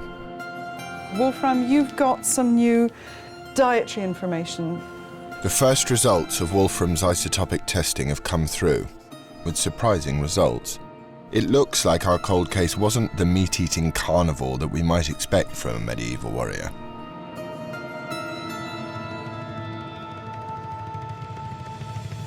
We looked at the bone. We found 30% marine-derived protein intake or food intake and 70% terrestrial. He's eating a lot of saltwater fish, a much higher proportion than we eat today, and yet Stirling Castle is miles from the sea. For God's sake, the man's in Stirling. It's not on a coastline. Has nothing to do with coast. Has nothing to do with... But was he eating fish then? Because it's Stirling. No, I mean Stirling is not so far away from the Forth. It's not, but it's still enough of a distance. It's not something you necessarily expect fish to be a major part of the diet. Yeah, but I mean, you find fish influence in English diet and in near coastal regions. Okay, I think we need to go and look at that. Okay. It's kind of ridiculous, to my mind, in that we're getting an isotope signature that's saying there's a high proportion of marine fish. Stirling isn't on the coast. You know, I might expect freshwater fish because, you know, there are rivers around there and some very pretty ones too. But it's not exactly a coastal community. It's not Aberdeen. The forensic evidence and the historical research indicate the Stirling cold case was a warrior on horseback, a knight. But Wolfram's isotope data says that he ate a lot of saltwater fish. Xanthi is now following a lead that could just explain the link between these two seemingly unrelated facts.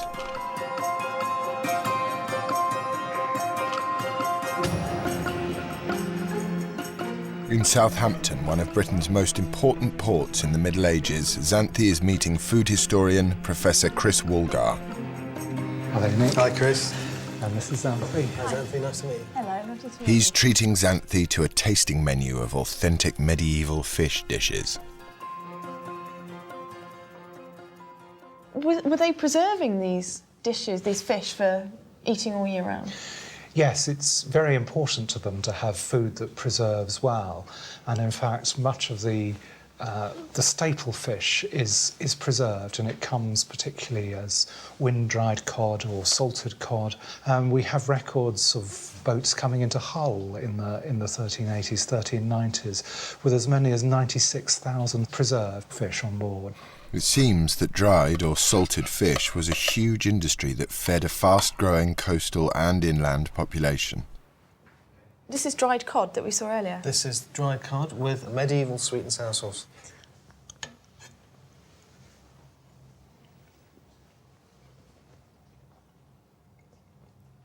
That's quite nice, actually, isn't it? I don't expect it not to be nice, but, you know...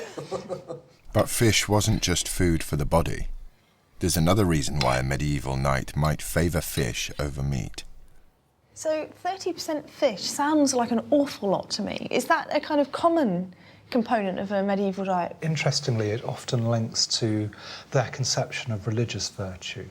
Fish is most like the food that men will eat in paradise. Oh. And the reason is that it is a way of avoiding carnality and meat and the corruption that comes from it. It leads people into lust and to gluttony and into sin.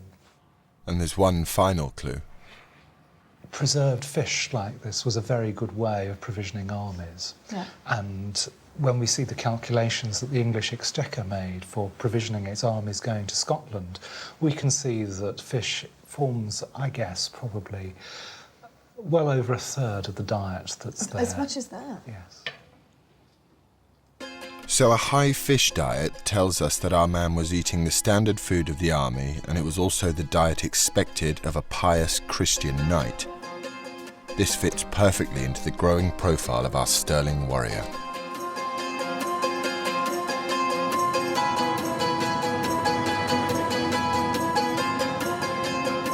Back in Dundee, Caroline Needham is showing her colleague Caroline Wilkinson how the face of the sterling knight is developing. So I've added the pegs. The pegs indicate the depth of the tissue they are about to position on the face, now that they have reassembled the skull in the computer. Areas where we've had to rebuild the different fragments, put them together, there's always a bit more room for error there. But I think because we've had most of the skull, it shouldn't be too far out. I can show you the muscles that I've started to add. Okay. I've got a neck for him if you want to take a look. So this is from a laser scan of somebody, and I've adapted it to fit this skull. Well, that's quite a beefy neck, but it looks like it's in the correct position from these mastoid processes. Yeah. Yeah, he's getting to look more beefy by the minute. He is. He's got a big square face at the moment. Very, especially the lower face and the jaw, isn't it? Yeah.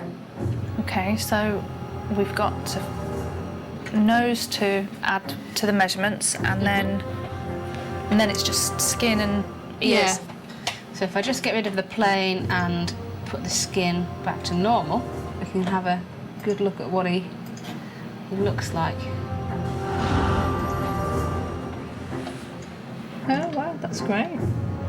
Excellent. Looks like a rugby player. I think he's got quite a nice face, though. He doesn't look... At rest, I think he looks perfectly pleasant. Yeah, and I think because on a battlefield, that'd be a different well, story. that's true. He's got this interesting gap between his teeth as well, which is quite endearing, I think. And his ears stick out a bit. That's true. The next step is to work on the full body reconstruction to show how beefy he really was.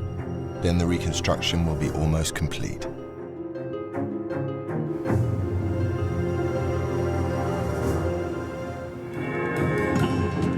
But there is one more critical line of inquiry. What caused our knight's death?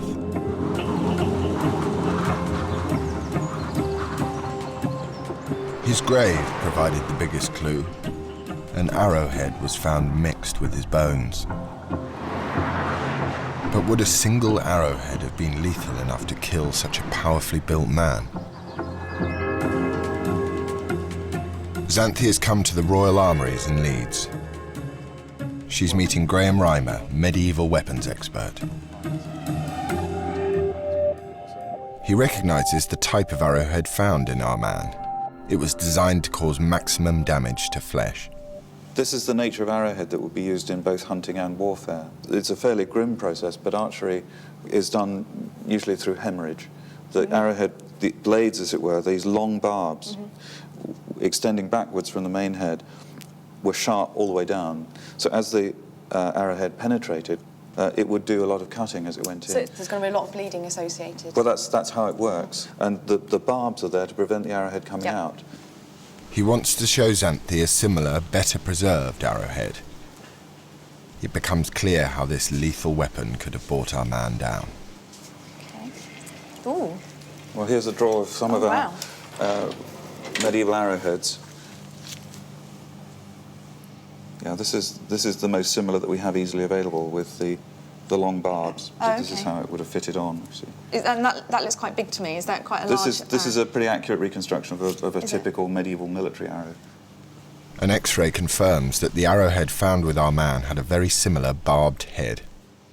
There are medical treatises in the Middle Ages which explain how you may remove arrowheads of different designs, and the barbed head really can only come out by keeping going with the direction in which it went into the body. So essentially you had to push it right the way through. There was no easy way of extracting it, and simply the process of trying to extract it could cause fatal injury anyway. So it's a very effective weapon in that sense, and a very nasty thing to be shot by. If it wasn't more or less instantly fatal, it would certainly prove so in a relatively short period of time.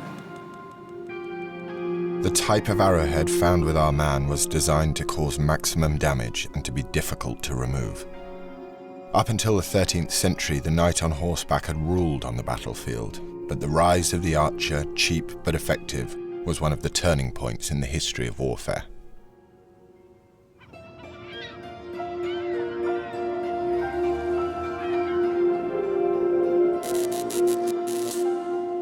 Back in Dundee, Wolfram has some more surprises.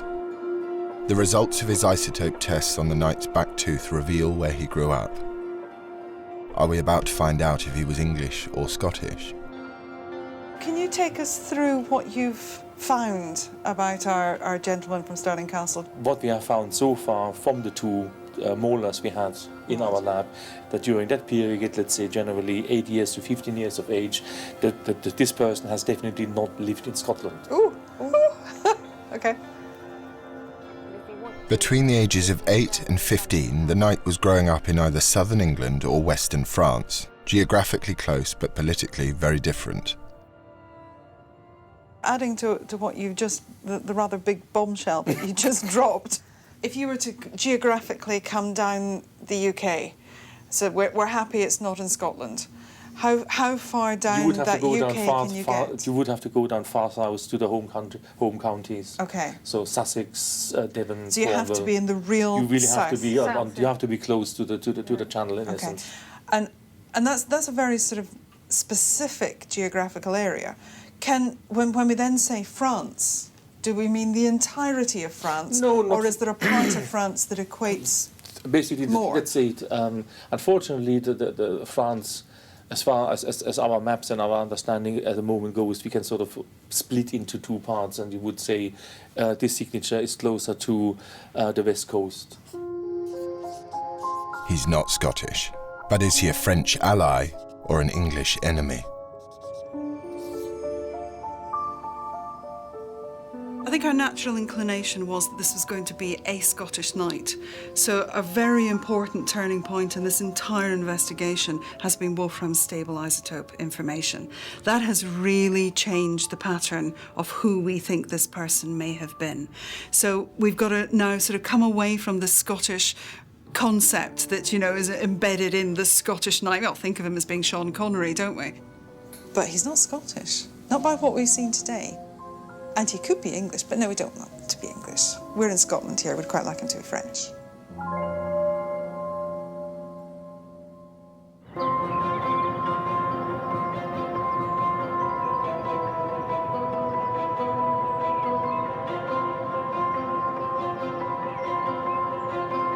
Xanthi has come to Edinburgh Castle to meet Dr. Katie Stevenson, a medieval historian. She might be able to shed some light on whether our knight was part of the French troops sent to support the Scottish against the English.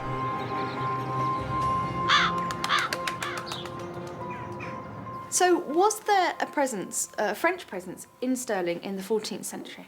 In Scotland, most definitely. There's obviously quite a lot of diplomacy surrounding the Old Alliance, which is taking place. The Old Alliance, very simply, is an ongoing and renewable treaty between the Scots and the French that and it's basically to do with England. If England invades Scotland, the French will come to the Scots' aid. If England invades France, the Scots will go to the French aid. So it's about providing military support to each other on the borders of Against England. the English? Yeah. Nice. There is also evidence that there were French forces in Scotland in the 14th century. In 1385, a large French force arrived at the port of Leith outside Edinburgh to support the Scots. The army mustered here at the castle. Could our man have been part of this expedition? Here we have an example of muster rolls for the 1385 campaign, where we get a sense of the type of men who were coming. So there's lists here of squires, and there's some 3,000 names here of the men who came over. Not only is every soldier listed, but the route they took is well documented. So here they are coming into Leith, which is the port of Leith in Edinburgh, basically. As you can see, they head south into the Anglo-Scottish borders. It's quite far from Stirling. They're not heading north into sort of central Scotland. They're coming into the borders area. It's pretty clear they don't go to Stirling. The old alliance meant a French military presence in Scotland in the 14th century, but there's no evidence for a French fighting man's burial at Stirling. It's a dead end. It leaves one remaining possibility for Xanthe's research. Our knight was English.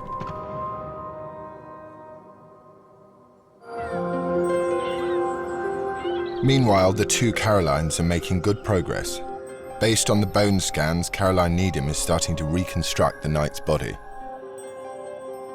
I've got the measurements that we took of the bones, so from those I've made a life-size model on here, so okay. I'll just open him for you.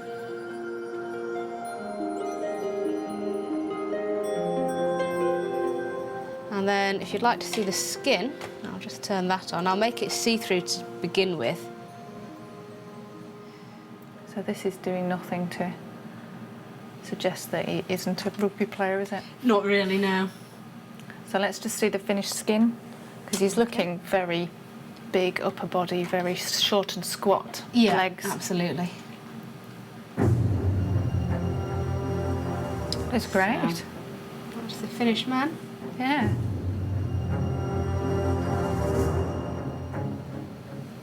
Yeah, he looks great.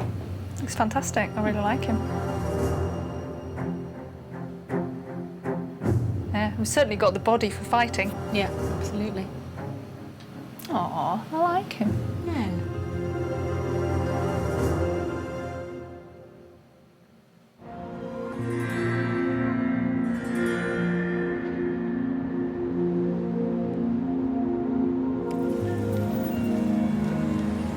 Xanthe has come to the National Archives to find out whether there's any surviving records of the English at Stirling Castle in the 14th century.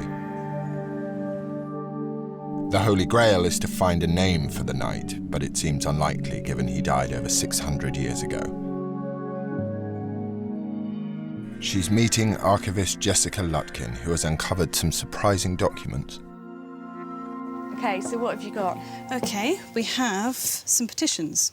Petitions? Petitions. Okay.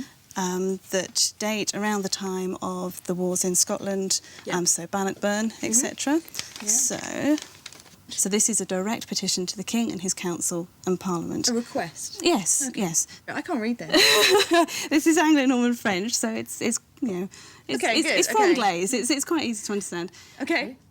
The request refers to an Englishman, William de Mouchon, who was captured at the Battle of Bannockburn in 1314 and held for ransom. Hostage-taking, a common tool in medieval power play, often involved keeping VIPs under house arrest until deals were struck. So I was hoping that this would be somebody who was could killed. be our man. Yes, Ooh, it could be our okay. man. The unfortunate thing is his son and heir was swapped as a hostage for his father. Okay. And so William did not die at Stirling Castle. Right. So the first document is a red herring. William de Mouchon didn't die hostage at Stirling Castle. So if our knight was English, maybe he died during one of the many English occupations of the castle.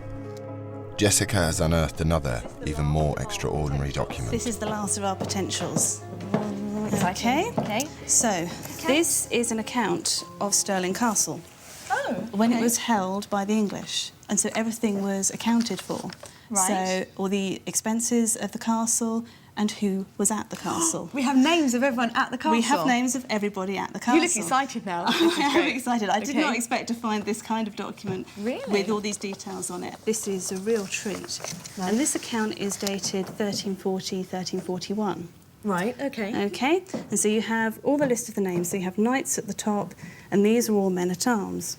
Right, so these are all the people at the castle? Yes, And what I want to show you is this name here. Oh. Sir John de Strictly. Oh, okay. Does that word ring a bell? I can't read that word. What That is says that? obit. Oh, he's dead. He's dead. And he Oh. died at Stirling Castle on the 10th of October. And the year is 1341. Oh, that is fantastic.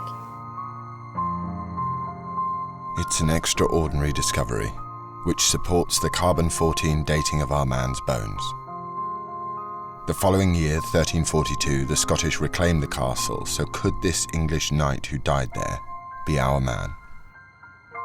You can see at the end of his name, Miles, which is knight, so he was a senior member of the right, so garrison. he's a really important person, Yes, so yeah. he could have been important enough to be buried within the castle itself. Quite possibly, yes. And at this time, would the castle have been under siege to the Scottish if the English were holding it? It wasn't under siege at this point. The siege of Stirling, when the Scots won the castle back, was started in 1342. However, there still would have been a few skirmishes. Yeah. It was a very unsettled time, which is Yeah. why you had such an extensive garrison there. So this could really be our guy. That is a couldn't it? potential name, yes. Is that our boy? So yes, so we have John de Strictly, who died at the castle. We don't know how he died. Yep. We Yeah. don't know what age he was when he died.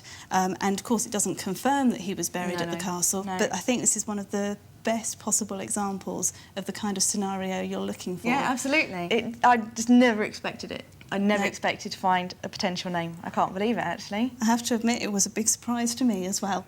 I mean, for me, this is the ultimate, isn't it? Finding a name is the kind of ultimate aim of what we're doing.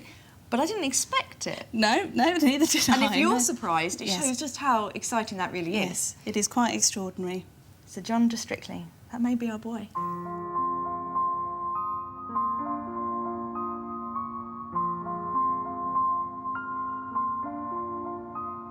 Honestly, I think what I just learned is absolutely thrilling. It's so exciting that we've found a potential name and it could genuinely be our knight. And I just never expected that in a million years, that we'd actually get a name from, you know, the 1300s. It's just amazing.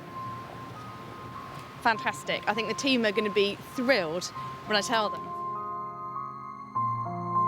Jessica's further research on the de Strictly family seems to suggest that the family line has died out.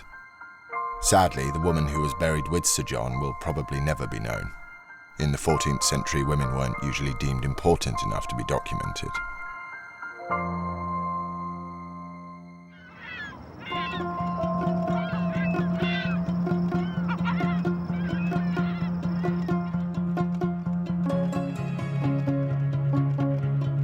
It's the final team meeting. Using forensic investigation and historical research, the team has established that our Stirling man was a powerful, battle-scarred knight.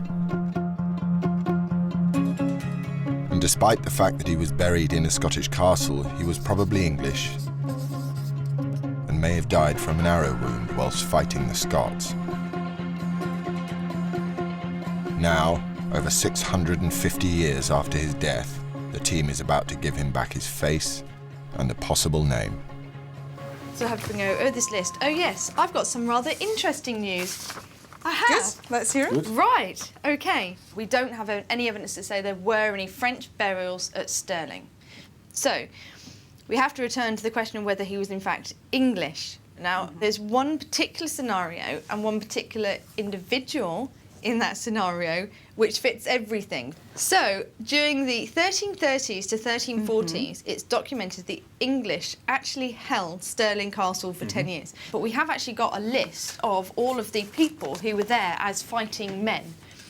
And it's quite exciting because this actually indicates that the person third down died during this time at the castle. His name is Sir John de Strictly.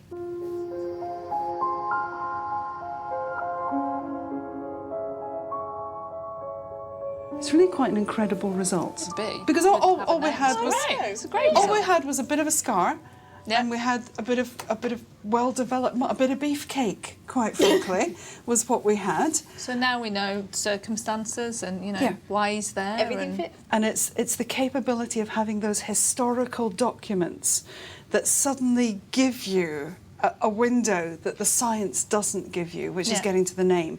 And I think the history's really shored this But up. virtually without the science, you wouldn't even have a starting point there to look. Yes, it's the alliance. Yeah. It's the alliance between the two. And that's fantastic to have, from so far back in time, a document that gives you a name. Yeah. That's great.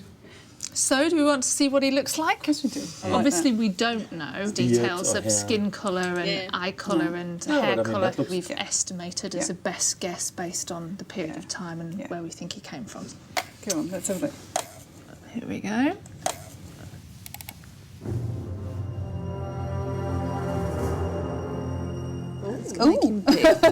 There we go. Okay. Oh, he looks like a footballer. Well, a rugby player. Rugby player. I actually see he's got more like a rugby player. Nice scar. So John de Strictly. Yeah. John. This is John. Sir John. Sir John. Very nice. That looks very good. Yeah. The next thing we've got is that we've taken this, and with the information that we have from the skeleton, Caroline has produced a full body. Look at the muscle there. Oh. Nice. Fantastic. That is really very special. Very beautifully done. Beautifully done. That's Nice really job, good. Caroline. Yeah, well done. For Sue, the story of the Stirling cold case was always in his bones. His muscles carved out their own signature. They told the team he wasn't just a soldier, he was an English knight. And now, for the first time since his death over 600 years ago, the team have given him back his identity. When you start with something that in some respects was less than optimal, and we really didn't know where we were going to go with this. He's a very interesting skeleton, but the chances of any historical case to at least get it back to a possible name is not something we ever anticipated we would be able to do. So this has gone much further than we could ever have predicted. Absolutely unexpected. And probably as far as we can go on this, the case is closed. With the knight's forensic journey now over, he has returned to Historic Scotland's store in Edinburgh. He left an enigma. He's coming back with a possible name.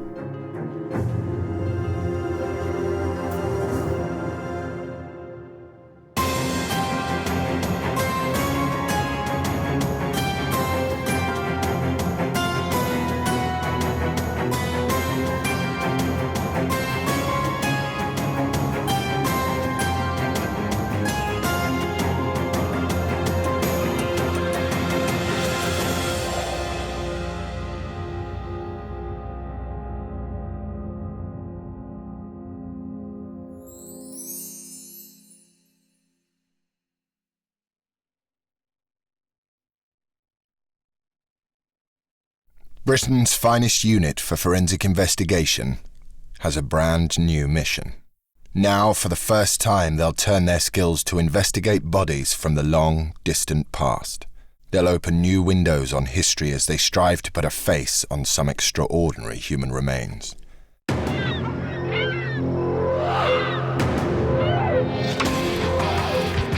Britain's finest unit for forensic investigation is embarking on a new and groundbreaking mission. They're experts in human identification, using the full arsenal of modern technology. But now, for the first time, they're applying these skills to bodies from the long, distant past. It's very exciting for us to be able to take the skills that we use on a daily basis and apply them to look at historical skeletons to see just how far we can go. Forensic anthropology, facial reconstruction, and painstaking research will open new windows on history as dramatic personal stories emerge from long forgotten bones. Historical research is allowing me to investigate people's experiences at different times throughout history. He certainly had a nasty crack to the top of his head. That must have been so painful. So we've got the face, the facial reconstruction, and we've added some textures. Fantastic. That is just superb. This time, the cold case team is heading back into a dark corner of the 19th century. when corpses were turned into trophies and children were sold by the inch. This is just really horrible. Yes. Their subject, the strange mummified skeleton of a child. Its brain has been removed, its blood vessels filled with wax. A child who deserved a better fate. Can they give him back a home, a face, a name? This is History Cold Case.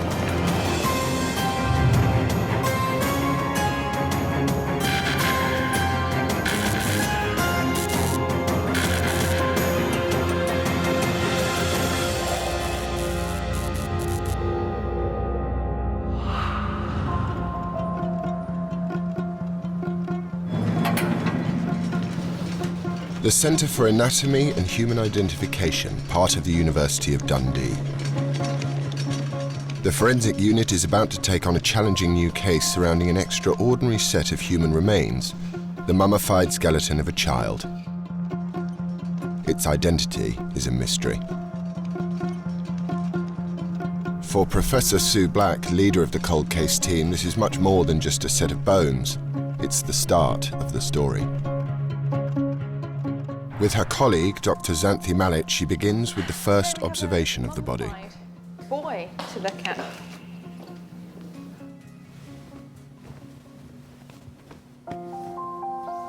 Isn't he lovely? He's beautiful. The skeleton was donated by a colleague. Sue thinks it's over 100 years old and is some sort of anatomical specimen, dissected for the purposes of display. A very good friend said, I brought you a present. And I thought, well, chocolates would have been nice. Whiskey would have been champagne nicer. would have been Yeah. fine, but, this is what we get as a present. Probably a little boy, somewhere around about 8. And I have to say, I've never seen anything like it before. I really haven't.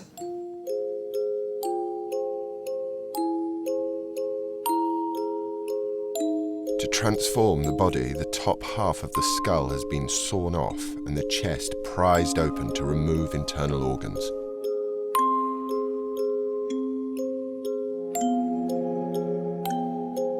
But some of the blood vessels are still preserved, carefully filled with a waxy resin. Is he naturally mummified? No, I don't think so. Because if you can see, see these red bits that are sort of poking out here, these are resin.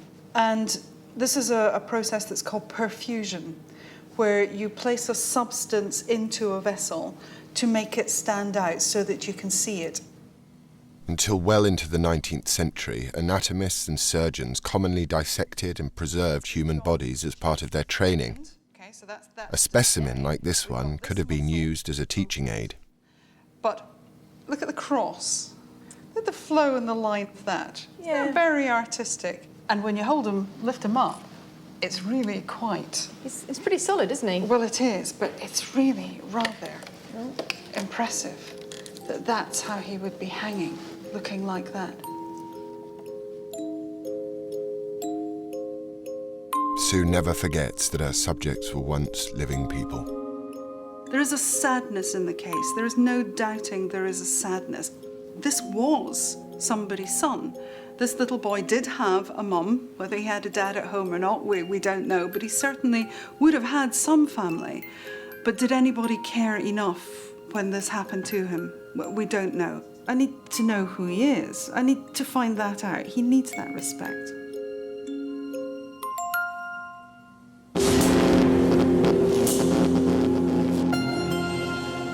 The initial examination confirms only the basic facts. He's a boy, probably around 8 years old.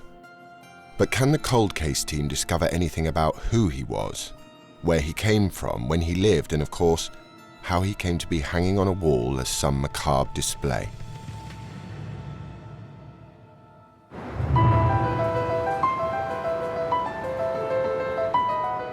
Sue calls the first briefing.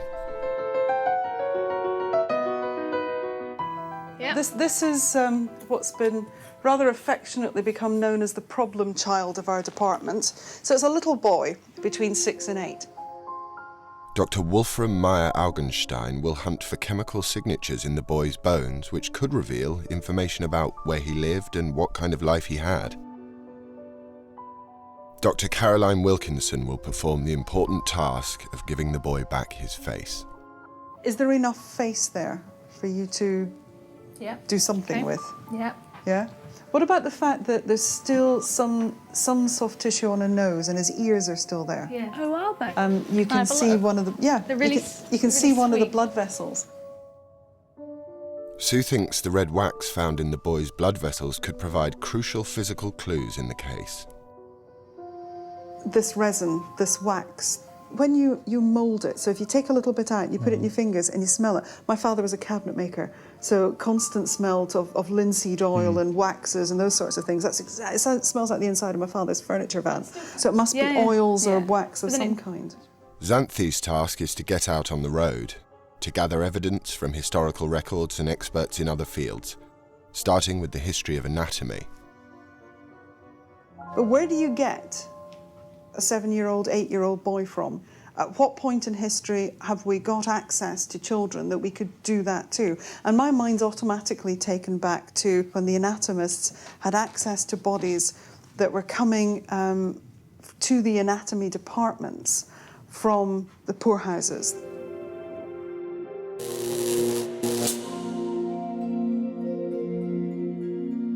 Bizarre as it seems to us today, Sue knows that the display of human bodies was once considered perfectly acceptable. If I'm going to put money on any of this, I could see him late 1800s, even into the early 1900s. The cold case investigation will focus on 3 key areas. The history. Where does our boy fit into the strange story of human dissection? The body. They will do stable isotope analysis on his bones and test a sample of resin used to preserve his blood vessels. And facial reconstruction will hopefully give him back his identity.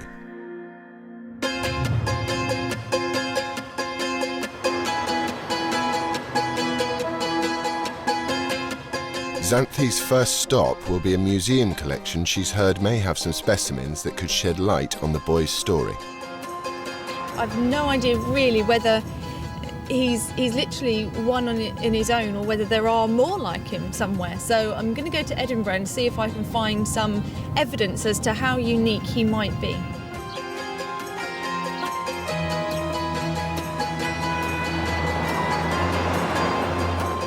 Edinburgh's Surgeons' Hall Museum has housed artefacts belonging to the Royal College of Surgeons in Scotland since 1804. Here, Xanthi's meeting curator Andrew Connell, who wants to show her a bizarre collection donated by the pioneering Scottish anatomist John Barclay.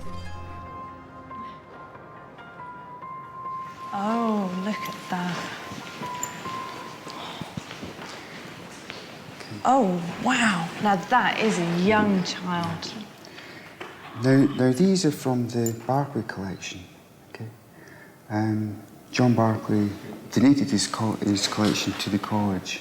Beautifully done. Look at that, Yeah. all the tiny vessels. Yeah. Is it possible to pick him up? Is he very delicate? If you like to put on a pair of gloves and almost baby-like if you just support him under his spine at the back. Yeah. On his death in 1826, Barclay left more than 2,500 specimens, some of them children, just like our cold case.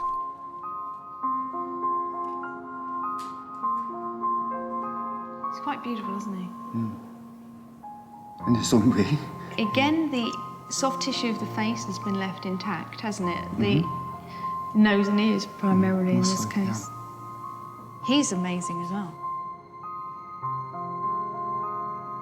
Many of these specimens have waxy resin in their blood vessels, just like our boy.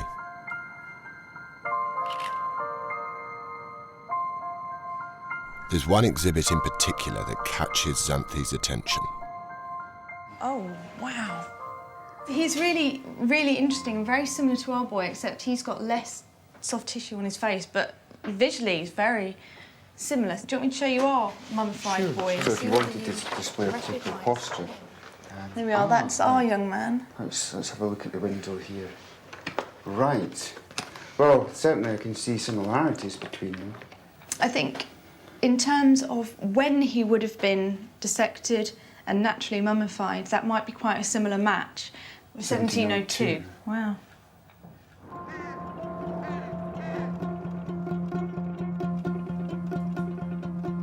So, the Dundee case isn't the only surviving specimen of children whose bodies were turned into exhibits. But confirming the date and provenance of the Dundee mummy will involve a lot of hard science.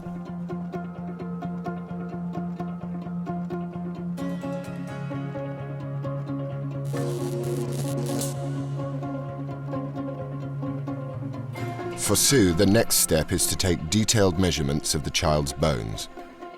And something doesn't add up.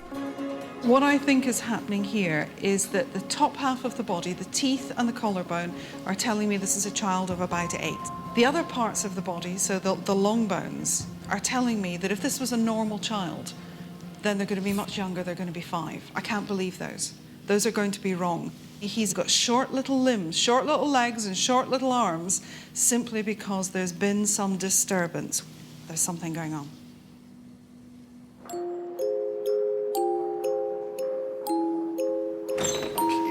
The boy is several centimetres shorter than he should be for his age. To see if she can discover why, Xanthi arranges for him to be scanned at a hospital just up the road. Jolly good. The remains of a mummified child aren't what they're used to.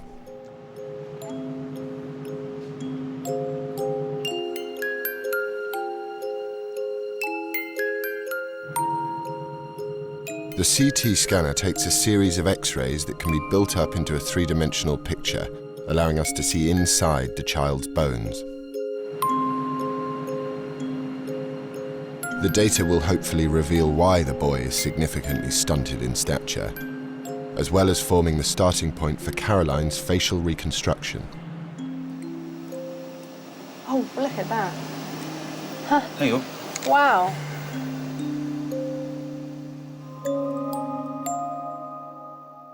With the scan complete, the images of the boy's leg bones provide Sue with a big clue about events in his early life. I've got on here now the foot and the lower end of the tibia and the fibula, which is just down at the ankle joint. And that very dense white line is where the bone is growing. But if you look above it, you can see just a ghostly white line that runs across above that. And there's another one above it, and another one above it, and again and again. These are the Harris lines. And what they tell us is that when that bone was growing, for whatever reason, it went into a stutter. And so that rather than laying down bone and getting bigger, it's gone into a stutter and it leaves behind a line of dense white bone. And this is telling us that this child has gone through episodes of either malnutrition or episodes of disease or something that will affect his growth. And it would be very easy to fit that picture into the workhouses of the 1800s, very, very easily. It's really rather sad, isn't it?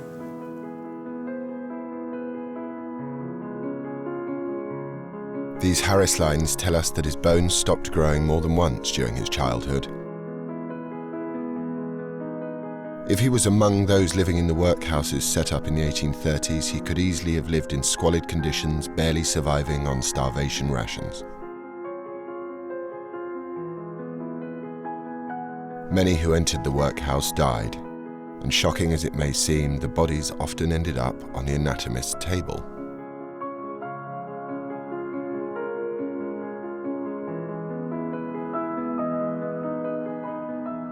It would be a pitiful end for a small boy. But despite the emotional tug of the case, Sue has to keep her professional distance. My job as a forensic scientist is to be able to provide objective evidence.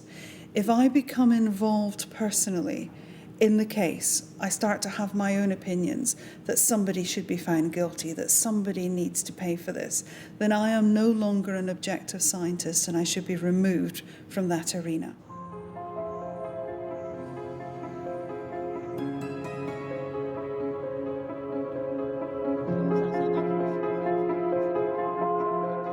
In Edinburgh, historian Owen Dudley Edwards is showing Xanthi a chilling example of a place where corpses of the poor were taken.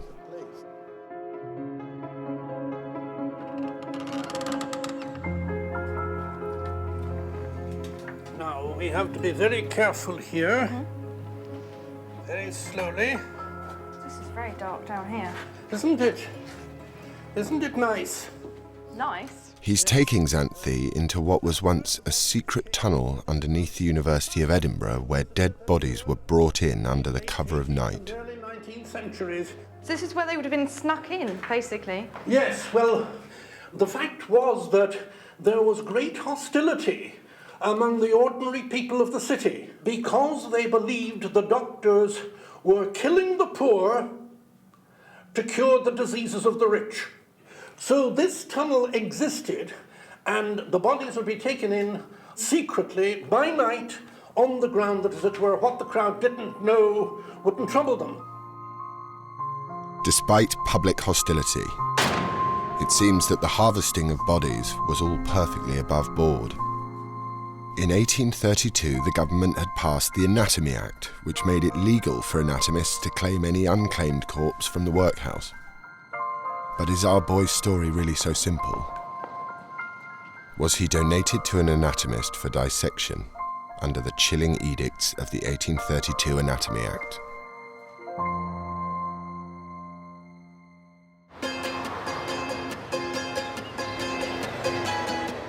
Xanthi is following a new lead to London. The historical picture that's beginning to emerge for the boy is pulling her deeper into his story. You're dealing with forensic cases. All your training tells you to remain objective and to actively not engage with the person you're looking at and their history and their story. But we're getting to know the little mummified boy a little bit more now, so you find yourself wondering how he would have lived, and you're engaging with him on a personal level.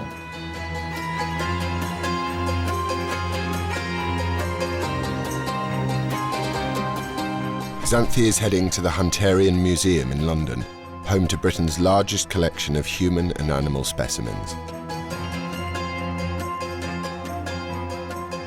Simon Chaplin is showing her an extraordinary set of exhibits. We're surrounded, there's 3,500 specimens here. These are all the work of John Hunter. And John Hunter was an anatomist, obviously did a lot of dissection. He was an anatomist, he was a surgeon, he was a teacher of surgery and anatomy, but he also had a much wider interest in natural history. John Hunter was an 18th century celebrity who entertained the London elite in his salon in Leicester Square. He was so influential, the Bishop of Durham donated his own rectum to the collection.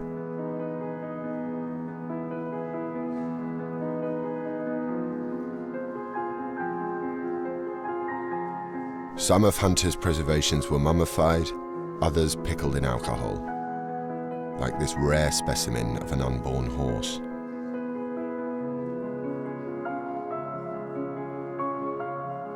But Simon Chaplin let slip something that could really shake up the investigation. This is our little boy. There you go. The pose in this one is unusual. The raised hand is something that occurs quite often, and it harks back to earlier anatomical textbooks. Oh, that's interesting. We haven't found anything about the position of the hand yet, and that's one of the things we thought was probably really key about this individual. So that's really probably an earlier specimen. Well, it reminds me of 17th and early 18th century anatomical textbooks where anatomical figures were often shown with one hand raised in a kind of classical pose. Could this be evidence that our boy in fact lived before sourcing bodies for dissection was made legal by the Anatomy Act of 1832? More clues lie in a book by John Hunter's brother, William, from 1784, which points to how widespread the appetite was for human specimens. And he says here, I must likewise earnestly recommend it to every student to make and collect as many anatomical preparations as he can. And he goes on to say what preparations, what specimens a student to have, and he says they should have a preparation of all the blood vessels in their natural situation and 2 preparations of the trunk of a child. In other words, exactly the kind of preparation that we've been looking at. Absolutely, yeah. What Simon reveals is just how sought after these specimens were before the Anatomy Act made the supply of corpses legal, and they could fetch huge sums. I wanted to show you some of an amazing collection of auction catalogues from the late 18th, early 19th century. Okay. And what we have here is the catalogue of anatomical preparations, the property of a surgeon who has declined lecturing in about 1769.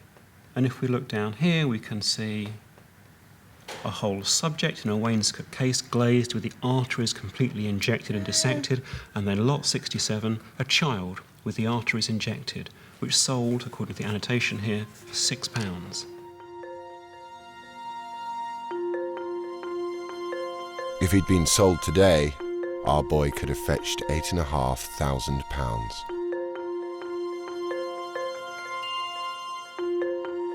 In life, he might just have been a boy with a bleak future ahead of him, but in death, he could have been a very valuable commodity.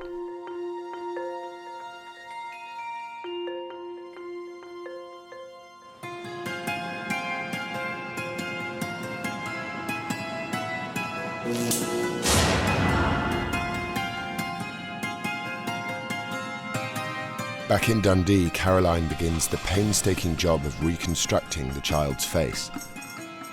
She's reconstructed the faces of the dead from Ramses II to Bach, but the boy represents a new and different challenge. The first thing that I'll do when I look at facial reconstruction is to go through and make records, take measurements.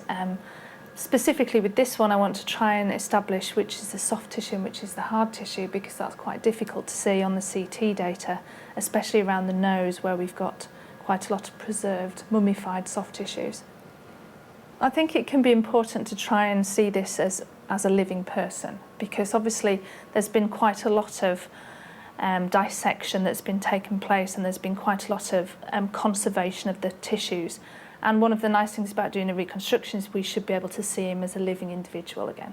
And that will as well give him back some dignity, because obviously this is relatively undignified. It will take several more weeks before Caroline can fully reconstruct his face. At a team debrief, Xanthi updates the others about her discovery. She thinks that the anatomical books from London and the mummified children in Edinburgh could point to the boy being a much earlier specimen than they first thought. To find out more about him, went over to the Royal College of Surgeons Museum. Which one? Edinburgh. And what we found was they have a number of mummified children over there. Oh, do they? Yeah, and this is one of them. And this is a little child. He's probably, I would say, 2 to 3 years old. These are pre the Anatomy Act. Good heavens. Everything will depend on forensic tests to pin down an accurate date for our boy.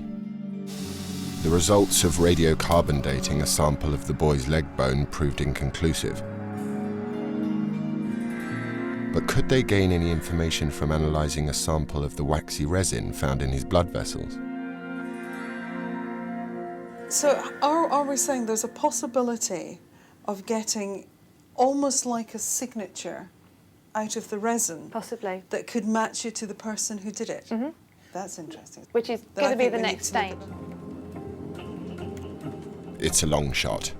A small sample of resin will be subjected to mass spectrometry to decipher its chemical makeup.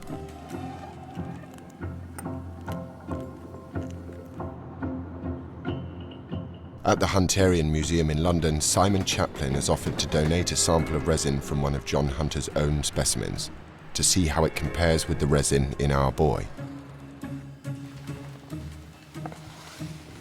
Oh, okay. Yeah, this is an ox heart from John Hunter's collection, so from the 18th century. It's been injected. Well, we've found that these extrusions are still quite pliable, and we've taken 2 specimens here for testing. Xanthi also needs to pinpoint the ingredients used in the various recipes for resin developed by anatomists. Simon provides the first piece of the jigsaw in a 220-year-old book. Here we have, this is Thomas Pole's Anatomical Instructor, published in 1790. And then here, what we have is the recipe for a coarse injection, to make a red coarse injection, the kind you would need for injecting the blood Exactly as vessels. in our mummified child, okay? Yellow beeswax, 16 ounces. White resin, 8 ounces. Turpentine varnish, 6 ounces. Vermilion, 3 ounces. And these were very expensive artist pigments that they were using. Oh, I see. Oh, okay, so these would have been readily available to most people. If expensive ingredients, they still would have been available to the students and the doctors. They would Just have common- gone along to a colour shop, the kind of place that sold artist supplies, and they would have bought them there. Oh, I see. Oh, fantastic. More research leads to 15 different recipes for resin. The 15 recipes share 13 common ingredients.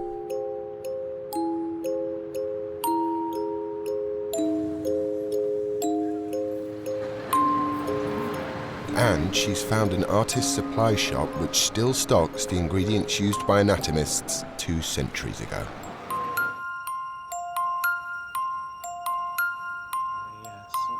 She's meeting colourman Nicholas Wold. I'm not sure how you'd say that. Isinglass? Isinglass. Isinglass. Yes, fish glue. Fish glue. Fish glue. Okay. It comes from the bladder of sturgeon. Okay. Also, yellow beeswax. Oh, wow. Smell Actual it, make little sure it's pellets. beeswax.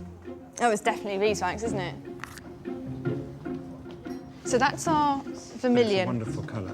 It's a poisonous pigment, What does carmine look like? Wow. which again is an absolutely stunning That's colour. really vibrant, isn't it? Paraffin wax, Japan wax, all of these things. Would definitely Tallow. have been available. Gamboy? Is it gamboy? Gamboge. Gambos. Oh, wow. Look at that. Oh. Gamdamar, which is used for making varnish. Okay. That one. Thank you very much. Thank you very much.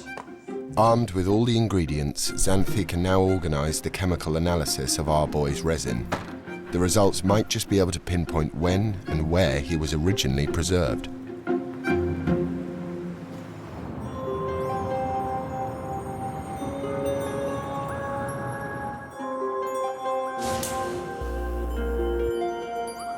In Dundee, our child's face is beginning to come back to life.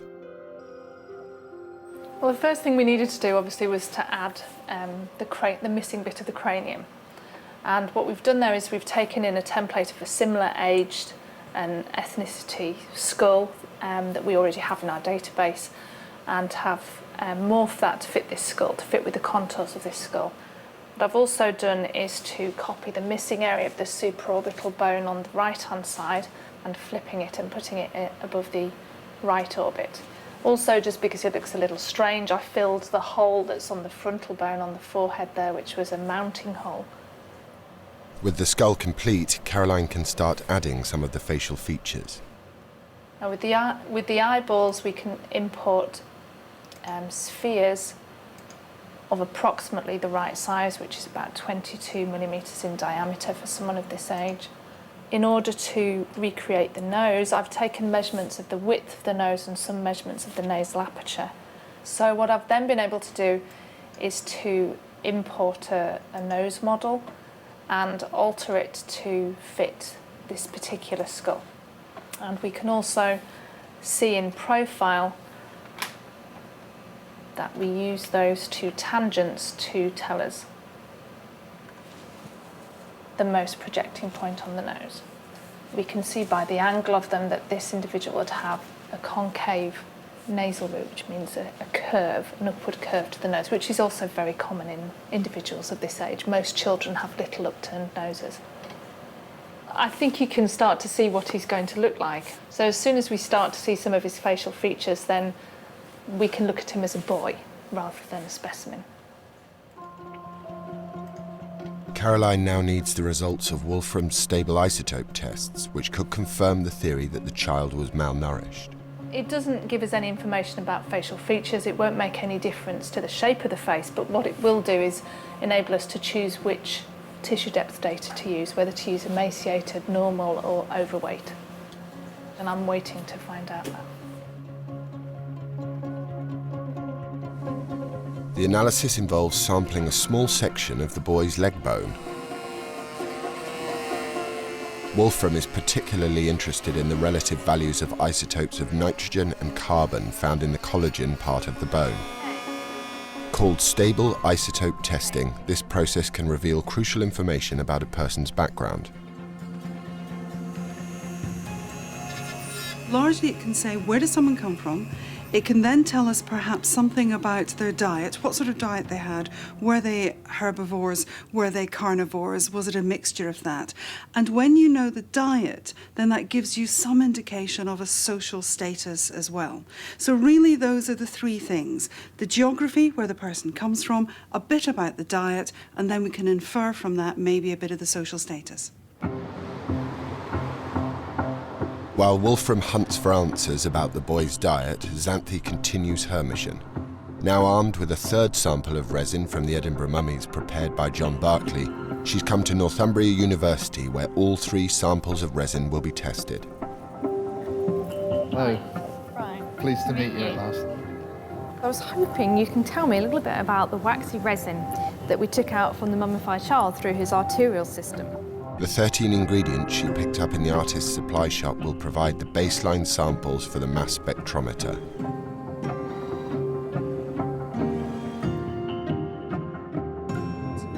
Meanwhile, in Dundee, Sue and her student Scott used some of the ingredients to actually recreate the waxy resin from an 18th century recipe. They're cooking up a mixture of beeswax, pine resin and turpentine. It may be the first time this has been done in a couple of centuries. Perhaps if we do it very gently. Gently. Yeah. So that it's a slow and gradual process. And then at the very last minute, what we're going to do is put the vermilion in. Oh, look. Oh. It does actually look very like blood. You can see why they've used that, can't you? Thomas Pole's book of 1790 also advises on the best sort of body to use. And it says, for this purpose, which is injecting, adult subjects are seldom used. Oh, how interesting. On the account of the difficulty in completely filling the vessels with injection. So the suggestion there is that to do this article, it's normally done on children. Sue isn't content with just making up a recipe. She wants to inject it into a blood vessel and see how it works. In this case, it's a pig's aorta from a local butcher's. If we try and suck it up. Okay. It is a bit. If you can leave that, if you can hold up the aorta, let's see if we can inject it in. Now watch, because it might be quite hot.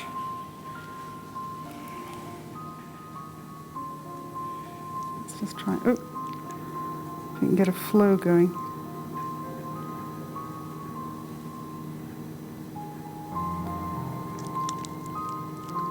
Feel that hardening quite a Can bit you? down towards the bottom. Excellent. Not burning your fingers, that, is it? Nope. In terms of the injection, that's not going to take much more because it's right at the top there. Yeah, do you want me to try and push some more down? And then it says, yep, it says put it in cold water then, Okay. which is what's supposed to solidify it. I don't think it'll need much help, to be honest. No. It's quite hard. Yeah, it's quite hard. If you take a plug of it out, for example, look. That's the sort of thing that we were finding inside his blood vessels. It does work.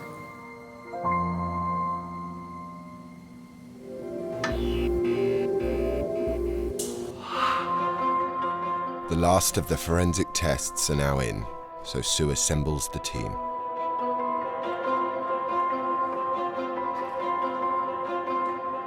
Wolfram has drawn a blank in terms of pinpointing where the boy comes from, but has found something exciting from the nitrogen values in the bone sample. Cut a long story short, all the nitrogen values point at somebody who had definitely not a protein deficient diet. Whether the protein came from lots of cheese and whatever, cream cheese or lots of milk, I don't know, or whether it came from meat or fish or poultry, but it was definitely not meat deficient. So this is not a pauper's diet, is it? Unless the diet in almshouses and paupers' houses was much better than we give them credit for. No. Such a protein-rich diet means our child is unlikely to have lived and died in a workhouse, and it would follow unlikely to have been the victim of the 1832 Anatomy Act. The stunted growth that Sue discovered in his bones could have been a result of disease. No one was immune to the epidemics like whooping cough and measles that raged through the population. The news that our boy was well nourished means Caroline can press on with recreating his face. From my point of view, in terms of the amount of tissue depth we can use for the facial reconstruction, then the best thing for me to do is to use the average. There's no point in using emaciated. No. It's now time for Xanthi to drop her own bombshell. She's got the data back from the tests on the resin in the boy's blood vessels. We sourced a sample of the Berkeley collection and the Hunter collection so they actually could compare them. Gave you a sample of yes. it? Good grief. Yes. Well done. So we had more than just the recipe to go on because there would have been some variation as people kind of tweaked it, just like any recipe. Absolutely. So the Hunter materials all in London? London. The Berkeley material? Edinburgh, okay. Yes. Right. So out of the two that they were compared to, it was Hunter that was the closest. Good grief. But it was close enough that it could have been a slight variation on Hunter's own recipe. So, I mean, long shot, but it could have been on Hunter himself that did the actual dissection. So when you go to the Hunterian Museum, is there something else that matches this? Comparable, no. So that what you could be looking at, for argument's sake, if we were absolutely going to take this to the limit, is the first and only example belonging to the Hunterian collection. Yeah. Of this Surviving. kind of a presentation. Yeah, possibly. Outrageous. Yes. That makes it very, very important. Yeah. So our boy could be one of the first examples of this kind of specimen. And the result that his resin is similar to one of John Hunter's recipes would place our boy in a time well before the 1832 Anatomy Act made obtaining bodies legal. We're looking at late 18th century, early 19th century, in London, an anatomical specimen, a child that's not particularly undernourished. We're not looking at a poorhouse child. No. What's happening in London on the anatomical scene at that time? Before the Anatomy Act. Before the Anatomy Act. There was no legal way of obtaining children. Was it illegal? Well, that's the question. You need to speak to somebody who has a good understanding of the anatomical society within London of that time, a good historian. If our boy was illegally sourced to be experimented on, this is a major turning point. What's happening in this case is that we've thought this is going to be a post-1832. No, it's not. It's a pre-1832. Completely different set of evidence, completely different path that we want to go down. So you can't predict when something is going to change, and this case has given us quite a number of twists and turns that we just simply couldn't have anticipated.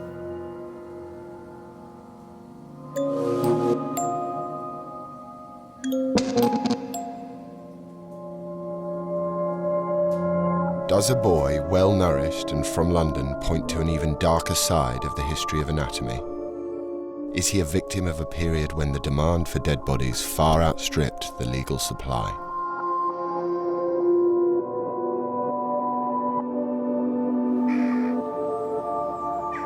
When the grave robber was society's bogeyman.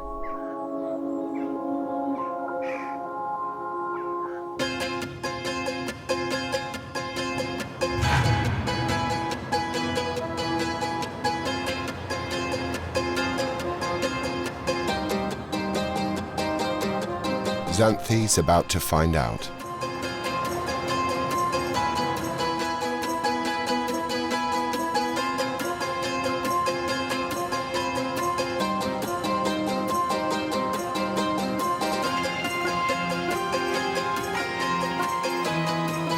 She's back in London at the Royal College of Surgeons, where she's discovered that they have first-hand evidence that bodies like our boys were stolen. She's meeting archivist Louise King. Okay, so this is a diary of a resurrectionist from 1811 to 1812. It just covers a few months. And resurrectionist would have been? Grave robber, essentially. Okay. February 2nd.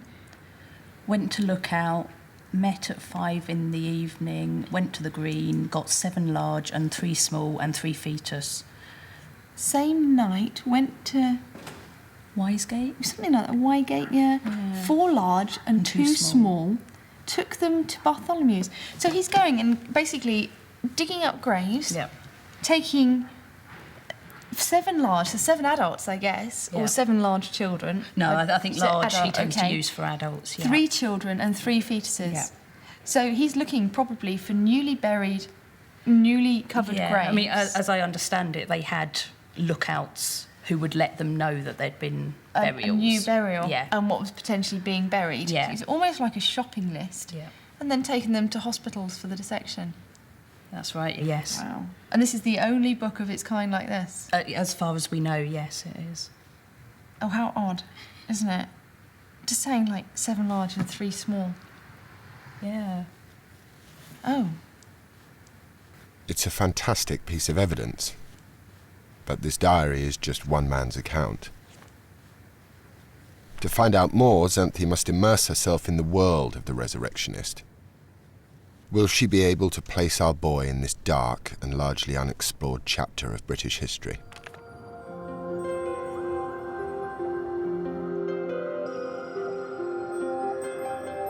In Dundee, armed with the information that the boy had a healthy diet, Caroline is beginning the process of adding flesh to the bone.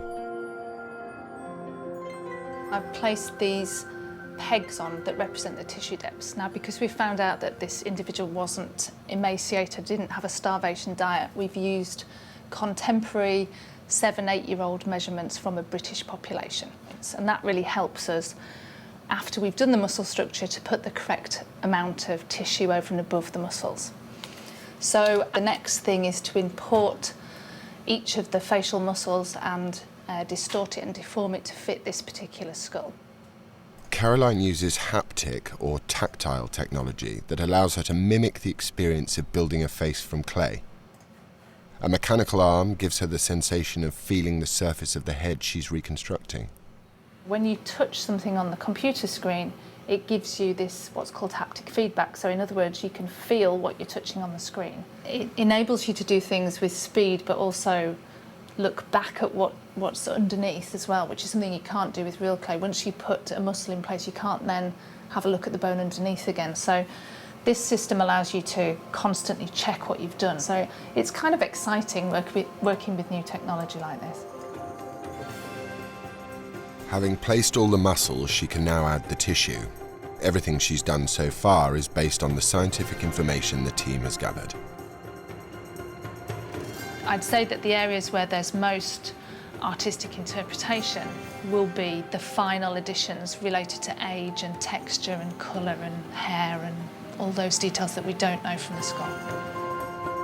The facial reconstruction is almost complete.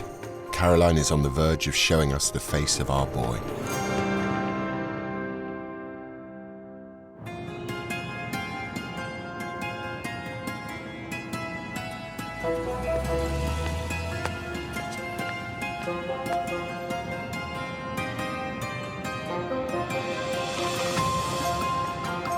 In London, Xanthi's digging deeper into the sordid history of the grave robbers.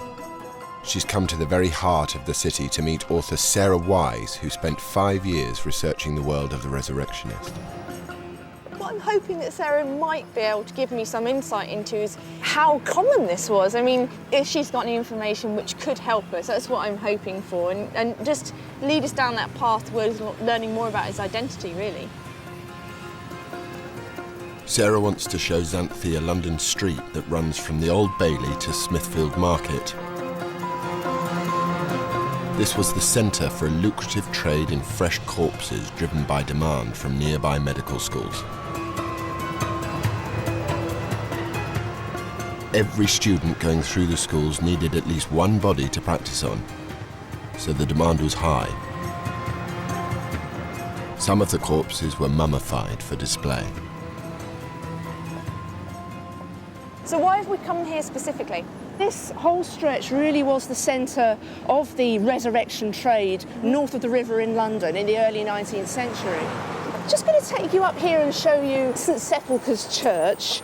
And in 1791, they were so worried about the amount of bodies that were going missing from the graveyard that used to be over the back, that they did what many people, even in small villages, they'd club together and by themselves construct a watch house.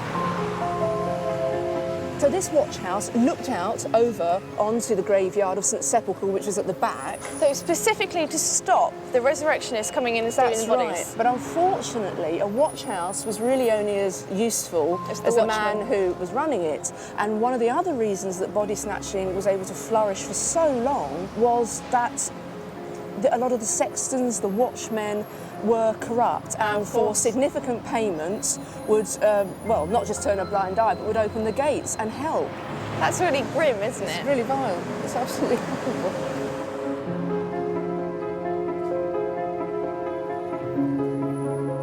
Across the road is the reason why this graveyard was particularly at risk.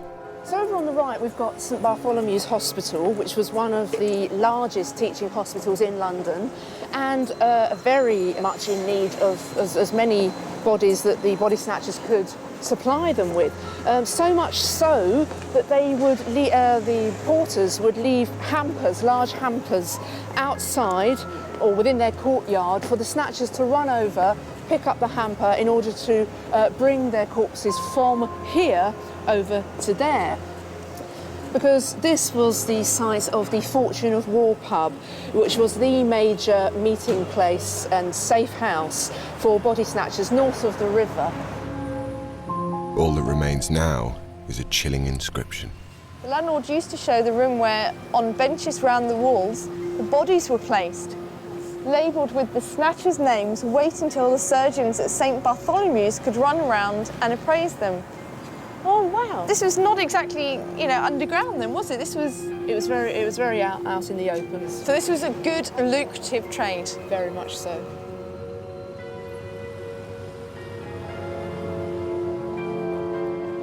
But was our boy simply stolen from a graveyard? Or was his fate even darker? In a former resurrectionist pub next to Smithfield Market, Sarah reveals just how far some body snatchers were willing to go. I'd like to show you a document. It's a confession taken the day before his execution from a very prolific body snatcher called John Bishop. The document explains how Bishop and his accomplice lured a 14-year-old boy from a Smithfield pub back to his house. We lighted a candle and gave the boy some bread and cheese, and after he'd eaten, we gave him a cupful of rum with about half a small phial of laudanum in it. That's a tincture of opium. Yeah. Oh, okay. Was it illegal then? Laudanum wasn't at all illegal, and in fact, many people in the 19th century used it quite openly and respectably as a sort of tonic or pick-me-up or, you know, some sort of relaxant. The boy quickly passed out. We took him directly, asleep and insensible, into the garden, tied a cord to his feet to enable us to pull him up by, and then I took him in my arms and let him slide from them headlong into the well in the garden, whilst Williams held the cord to prevent the body going altogether too low into the well. He was nearly wholly in the water of the well, his feet just above the surface. Williams fastened the other end of the cord around the paling to prevent the body getting beyond our reach. The boy struggled a little with his arms and legs in the water, and the water bubbled for a minute. Oh, this is really horrible. Yes. They tricked this little boy. They got him drunk, partially drunk. They drugged him. They drowned him. Yes. And consequently, they had an extremely fresh body to start touting around to the surgeons the next morning, which is exactly what they did. And it's exactly what led to their arrest. Unfortunately, it was not the first time they'd behaved in that way.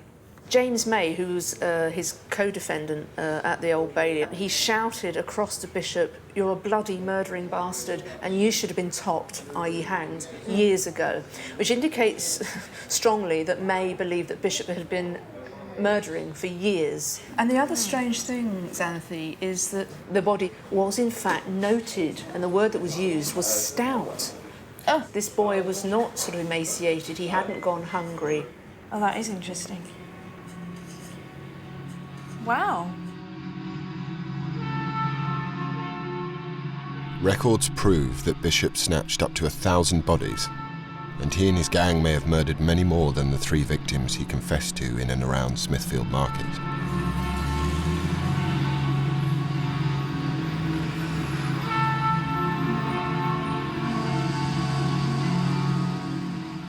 The panic unleashed by the Bishop case of 1831 highlighted the disappearance of thousands of children, many of them as young as our boy.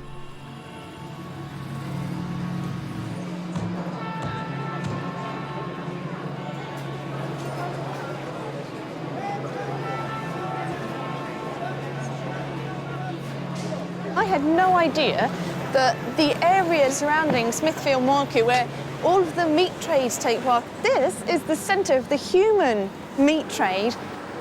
Children were being sourced here literally for murder to furnish the anatomists. And it's a shocking and horrifying end for these lives.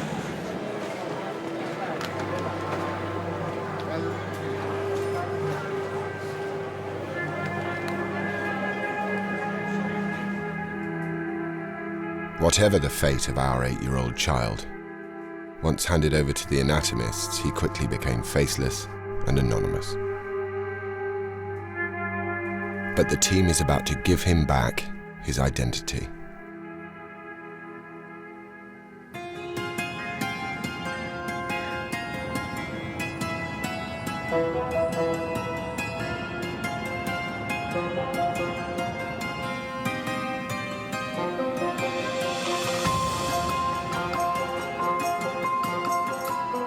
The team's forensic evidence and historical research have revealed that our mummy is an 8-year-old boy who they believe died in London before the Anatomy Act of 1832, which made acquiring dead bodies legal.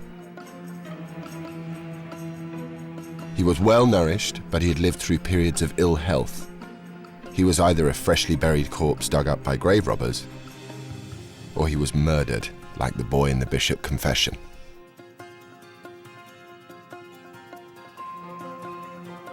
It's like he picked up this boy, took him home and killed him. Yeah. Wait till he got a bit sleepy. Yeah. Chuck him in the well. I just think it's getting more tragic as we go along this tale. It started out as an anatomical specimen, and then we kind of realised it was, you know, illegally obtained. It was a boy, and that it may have been illegally obtained, and now it's looking more likely it's a murder, and all for the sake of an anatomical specimen. But that's anatomy's history. I know, it's just this particular case, I didn't expect it to head in that direction. But were you ever going to have a happy outcome with a dissected 7-year-old? Anatomy has a very, very murky past, and we know it's got a murky past. And ultimately, I think he's a representation of that murky past. The time has come for Caroline to reveal the final piece of the jigsaw. So we've got the facial reconstruction, and we've taken that and added some textures. He's been given quite, not neutral, but common hair colour and eye colour, and references from that period of time in terms of hairstyle have been used.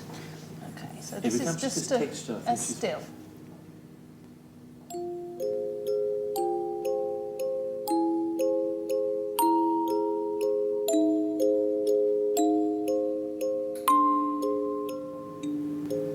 Actually, a nice looking boy.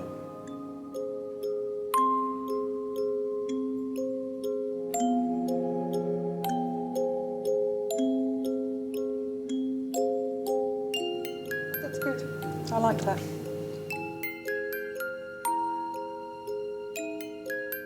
But the reveal and the end of the investigation presents the team with a dilemma.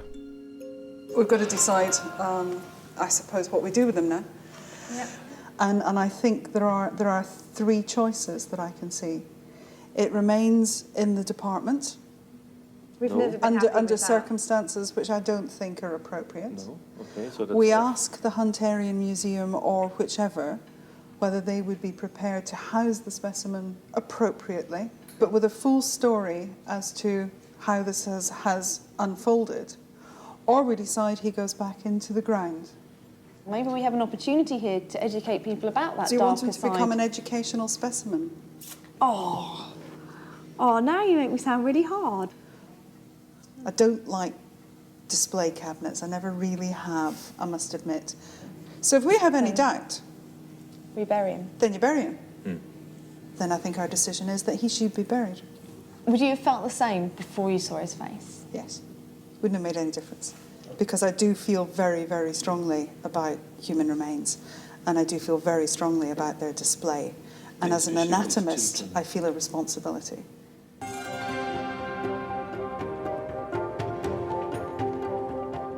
After more than 170 years, the History Cold Case team has given our 8-year-old boy back his face and his dignity. For Sue, the case of the mummified child can now be closed.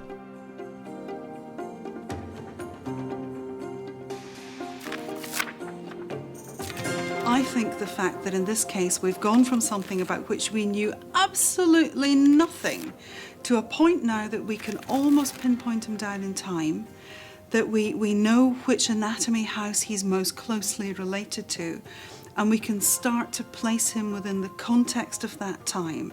That's an incredible achievement in a very short space of time. And I must admit, it's not something that for a moment, if I'd been honest at the outset, I didn't think we were going to get very far. We have gone much, much further than I could ever have anticipated. This is just about as good as it gets.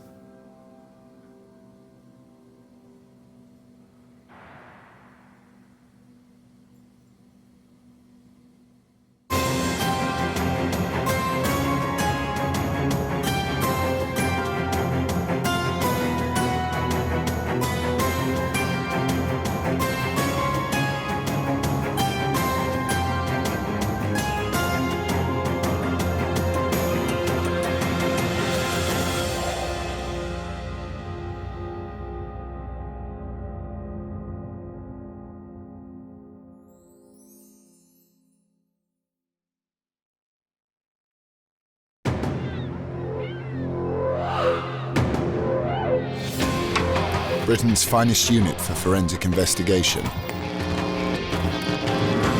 is embarking on a new and groundbreaking mission. Experts in human identification, they use the full arsenal of modern technology. But now, for the first time, they're applying these skills to identify bodies from the long, distant past. It's very exciting for us to be able to take the skills that we use on a daily basis and apply them to look at historical skeletons to see just how far we can go. Forensic anthropology, facial reconstruction, and painstaking research will be used to open new windows on history as dramatic personal stories emerge from long forgotten bones. Historical research is allowing me to investigate people's experiences at different times throughout history. He certainly had a nasty crack to the top of his head that could well have contributed to his death. So we've got the face, the facial reconstruction, and we've added some textures. Fantastic. That is just superb. The latest case surrounds the heavily scarred skeleton of a woman that has puzzled historians since it was excavated by the Museum of London in 1992. It's just horrendous. That must have been so painful. The bones reveal shocking new truths about life on the streets of Victorian London. That's just an open wound. That's right. And the case takes a dark and dramatic turn. Men, I'm afraid, will find children sexually attractive. Can they piece together the woman's identity and discover why she was left in an unmarked grave? This one doesn't add up. Oh, this is a mystery, isn't it? The cold case team is heading back to one of the darkest chapters of the 19th century.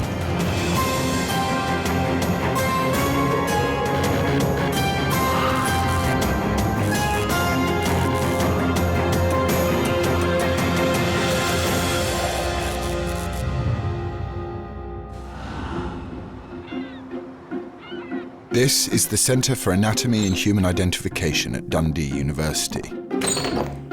Professor Sue Black will carry out the initial observation on this mysterious skeleton with her colleague, Dr. Xanthi Mallet. We have KCW 1211, excavation site of specimen burial ground located in Borough, central London. Oh, I know Borough. Do you? Yes, I know Borough. I used to cycle around Elephant Castle roundabout. Okay. In another life. At this stage, they have very little information. Oh, it's very heavy. But as they lay out the bones, it's clear this skeleton has a story to tell. Oh, there's lots of interesting things going on in there. Good. The gender and age quickly become apparent. Everything about it shouts female. Grasshopper as well. So in terms of supraorbital ridges, mastoids, nuchal lines, you can see just the edge of the epiphysis there. It's not finished growing. So that puts her down into the 20s category quite comfortably.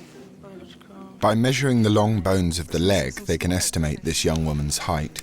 That equals 4'7". Yeah. Tiny. Absolutely tiny. But the most dramatic aspect of her skeleton are the scars visible on almost every bone of her body. We've got significant evidence of an infective situation, right, which is throughout the body, very prominent within the skull. We've even got it on the back of the manubrium. That's it. So it's just following absolute textbook syphilis, the whole thing. Let's look at the thickness of Syphilis was once one of the most feared bacterial diseases in the world. Arriving in Europe around 1490, it once affected up to 15% of the British population. It's just so heavy because there's been so much bone alteration and deposition. That must have been so painful. Okay, female, young adult, very, very, very short. Very, very, very short, with syphilis. She's just a little, small, young adult. And at the same time, what you've got is superimposed upon this, the horror that would have been syphilis. The fact that not only is her bone being eaten away and the pain associated with that, but the disfigurement that comes with it as well. And the disfigurement that comes with it is a cruel disfigurement because preferentially it wants to go to your face. It's not the kind of face that children would happily look at. It's the kind of face that children would cry at. And that's quite sad for someone who's so very young.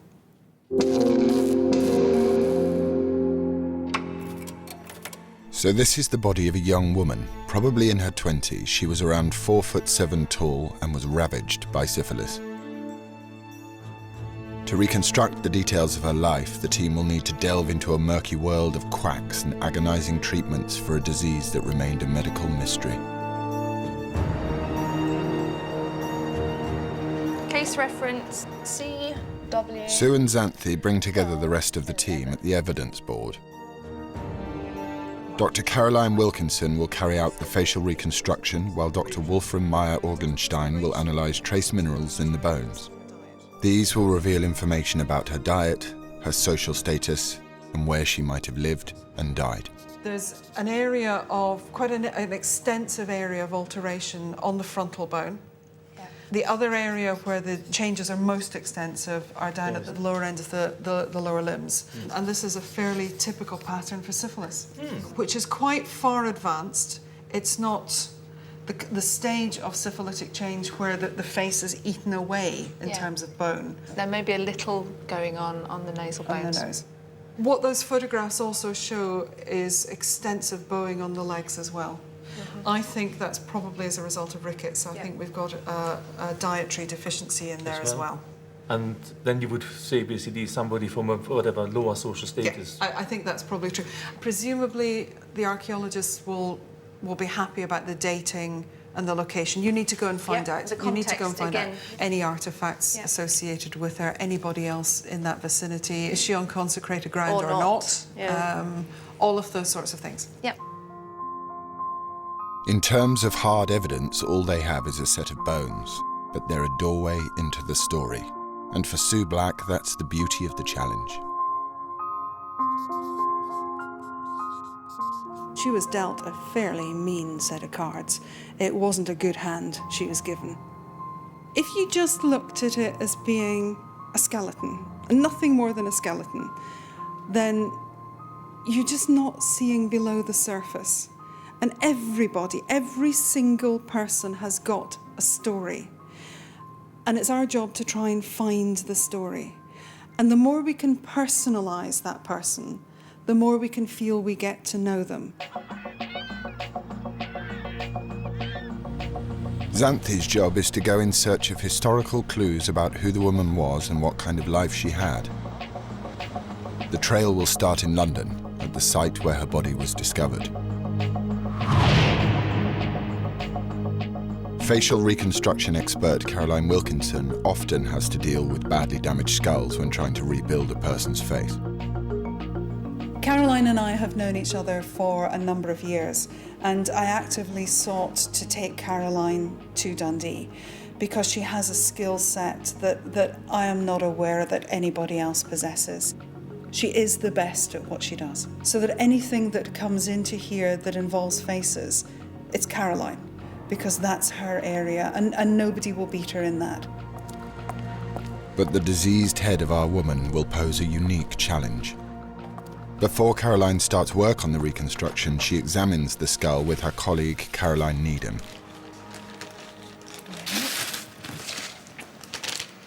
Now, what have we got there? We need to know about these nasal bones because there's quite a bit missing. And that would obviously have an effect on what her nose is going to look like. Well, this is an interesting skull because it's clearly got some pathological condition that we need to take into account with the reconstruction. Things like syphilis can affect the shape and form of the soft tissues of the face. So we need to assess the severity of it, how long-standing it will have been, how long the person had it for, so that we can make a best estimate of how that would have affected the features of their face. I always enjoy reconstructions where we've got more of a challenge. And it's nice to be able to show conditions, especially conditions that we might not necessarily see in contemporary population in an archaeological investigation. With the visual examination complete, laser technology creates a detailed 3D representation of the skull. The laser scan will be used as a base on top of which the complex layers of muscle and tissue can be added. But it will be a few weeks before the unique face of our woman starts to emerge. We all have the same muscles on our face, but because each skull is a slightly different shape, one skull may be thinner and longer than the other, another may be fatter, and so once you model each of those muscles in place, then you will automatically get a different face shape with different proportions because it's the skull that dictates the muscle structure.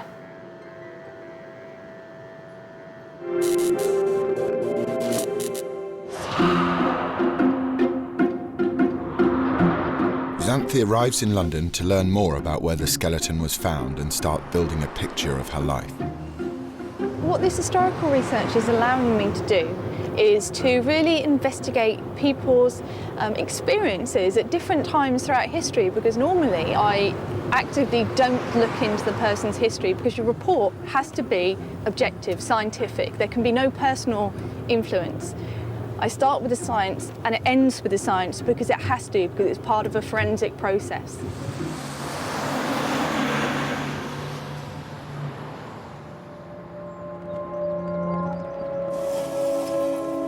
Tucked away in a back street of Borough near London Bridge is a burial site known as Crossbones. This was the last resting place of the young woman. Xanthi is here to meet Adrian Miles from the Museum of London, who excavated the body in 1992. The site was actually underneath this big brick building here, which is an electricity substation that was built as part of the Jubilee Line extension. So you wanted to excavate the site before that building was actually placed? Yes. Okay. I think we had 6 weeks to do it in total. 6 weeks? What happened to this site after you excavated it? Did you remove all of the remains? All the remains from underneath the building were removed. The unexcavated areas still have the burial ground. So this all has... We are now standing on untouched burial ground, yes. There are several thousand burials beneath our feet. Us. There's a theory that it was a single women's burial ground, prostitutes, basically. By the period that we're excavating at, it's very much the poor ground for the parish of St Saviour's, in that The people who would be buried here would be the poor of the parish, bodies found in the river, people from the workhouse. So people who couldn't afford afford to pay for their own burials. The history of the site immediately suggests this woman came from a very poor background. All the burials were in coffins, but they're of the poorest standard that I've ever seen. Really? You're looking at reused wood. It's probably cheap wood that's coming off the docks. I mean, there's a couple of photos here from the excavation as we were... Very tightly packed, obviously, aren't they? Yes, very much so. Not only are they tightly packed horizontally, they're also up to 9 or 10 deep. Really? So this whole ground basically would have been 8 or 9, 10 deep in coffins. That's basically what you're walking on with some soil over the top. Yes, and not a lot of soil. Really? And how far down was the young woman we've been talking about? Within a metre of the top of the excavation. So she was a fairly So late... she would have been one of the latest burials that we dug, yeah. Is there anything that could help us really pin down a date or at least a time specifically when she might have actually been interred? The burial ground closes in October 1853. So we know it was obviously previous. So it must be pre that. Yeah. Given the intensive use of the burial ground and the amount of burials that were going in, you wouldn't have survived in place long. Yeah. Maybe as little as 10 or 20 years. So really from post-1830s, really. Yes. 1830s to 1853. Yeah. The Crossbones Woman was clearly not among those benefiting from the burgeoning wealth of the Victorian Empire. At that time, the borough area of London was a slum, filthy and overcrowded. Having learned that the woman was most likely buried around the mid-19th century, this gives the team a window in which to research historical records. The Victorians are known for keeping detailed population registers, but could the young woman be among the names? Xanthi has come to the London Metropolitan Archive to meet Dr. David Green from King's College London. We found this young woman. She's in an unmarked grave. I was really hoping you could find a potential name for her. Is that something you think you could do? It's possible. Year of death is going to be difficult because it's unmarked, but I've got a time period when I think she may have been buried within. Yeah, we could look at burial registers. Yeah. Each parish kept a burial register. All right. We could look at hospital records. There's a couple of hospitals in the locality. There's also a workhouse in the locality, and if she was poor... Yes, she was, yeah. Well, she may well have died in the workhouse. She was very poor, and interestingly, we know that she was suffering from syphilis. I don't know as yet whether she's been treated for that, but certainly she had medical conditions, so that might be a good place as well. Well, those would be the 3 places I'd start. Once we've got a set of names, we might even get an age. Let's see what we can find. Give it a go. We'll give it a go. Over the next few weeks, David will look through hundreds of records from the borough area. He will cross-reference the results of the team's forensic investigation with hospital and burial records. It's a long shot, but can he put a name to the skeleton?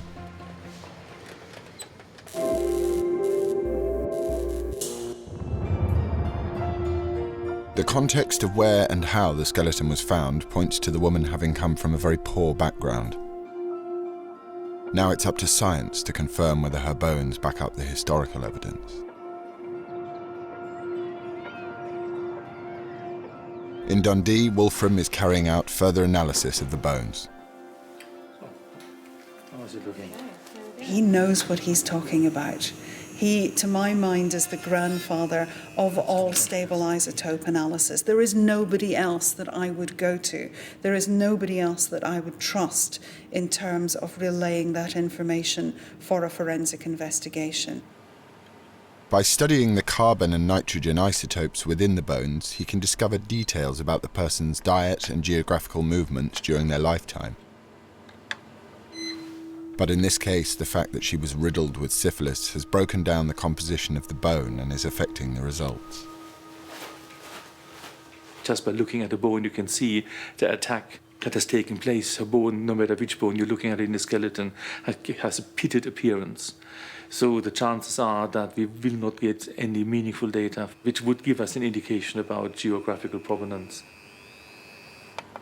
Although he won't be able to reveal the woman's geographical movements, Wolfram has been able to uncover vital information about her diet. The carbon signature was suggesting a diet that's sort of at the lower end, so omnivore, not that much meat in the diet, more vegetables and whatnot. This means our woman ate very little protein, confirming that hers was not a life of privilege. Xanthes arrived at the Museum of London, one of the world's largest collections of skeletons, holding an extraordinary 17,000 bodies in its vaults. The Crossbones Woman was one of 148 skeletons found at the same burial site. A high proportion of them were infants, reflecting the high mortality rate in poor areas of Britain at the time. Xanthe is meeting curator Jelena Bekvalak to see if the bones of the children can shed new light on the early life of the Crossbones Woman. That area particularly wasn't a very nice area at all. I mean, it really was known for being quite a sort of a slum area, bad cases of things like cholera and infection. So not a very good environment at all for being born into and then trying to survive and living. So you were doing very well actually to sort of live and survive in that sort of condition. So is there anything within the actual skeletons that can indicate that they had poor diet, so, you know, a relationship to their lifestyle? Yeah, there are. Something like rickets is something that we might see in the skeletons. This is a femur, so that's your leg bone, and this is on the right-hand side. How old is this individual? This individual's probably aged about 1.5 years old. What we were seeing in these children is that we saw a much higher rate of rickets, active rickets, and also things like scurvy as well, which would indicate to us the sort of environment and nutrition that they were getting. So they're not eating fresh fruit and vegetables, no, essentially? They haven't got a very good diet, no. Yeah. You've got pollutants, industrialisation and poor diet. So we're seeing that in the skeletons. 19th century Borough would have been covered in thick smog caused by industrial pollution. And the bending of the bones that characterised rickets was caused by lack of exposure to sunlight as well as a poor diet. Xanthe is starting to build up a compelling profile of our young woman. Her circumstances weren't unique, but if we can reclaim her as an individual, what can we learn about the time she lived in, seen through her eyes?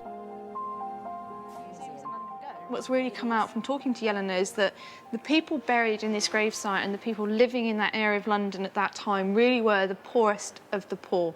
They were suffering from disease, poor diet. She was only in her early 20s when she died. So really, I mean, she's had quite a sad, desperate existence.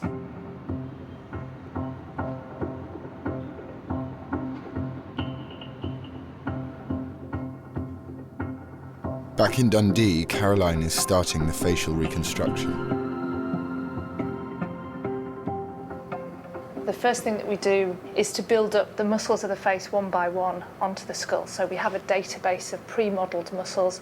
We import each one and then alter it to fit the new shape of the skull. Each muscle will give the shape of the face at that point. So the skull dictates the muscle structure and the muscle structure dictates the overall facial appearance. And then we can look at the details of the face, such as some of the features like the nose and the mouth and the eyes and the ears, and position those from looking at the morphology, which is the shape of the bone. The next stage will be to uncover precisely how the syphilis would have disfigured the woman's face.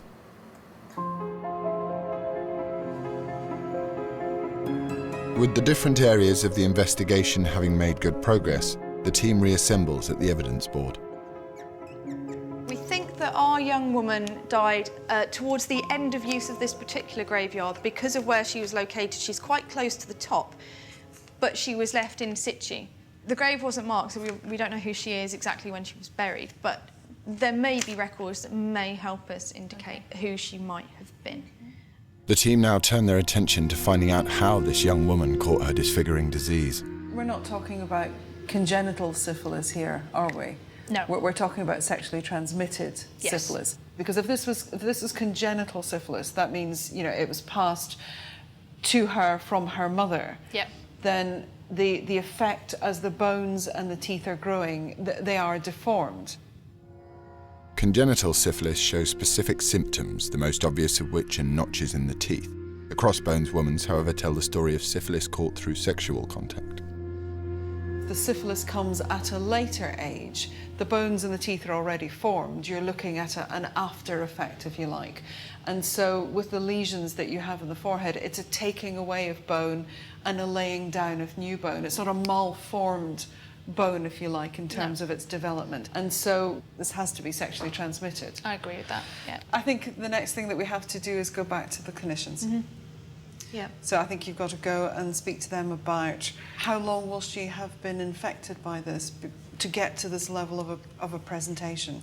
All of treating her almost like a patient. Yeah. But I do think we can quite happily ignore this as congenital syphilis. This has to be sexually transmitted. Yeah.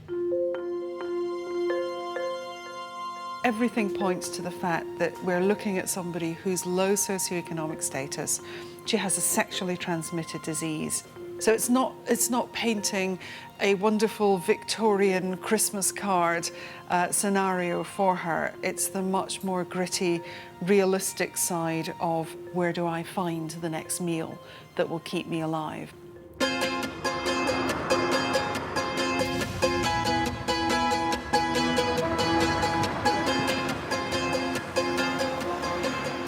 By the 19th century, syphilis was a plague in London, affecting up to 20% of the population. Known as the Great Scourge, it was the AIDS of the Victorian era. The disfiguring effects of the disease are well documented. Joseph Town was a medical artist at Guy's Hospital in the 19th century. He created hundreds of wax anatomical models of patients showing a range of diseases, including syphilis.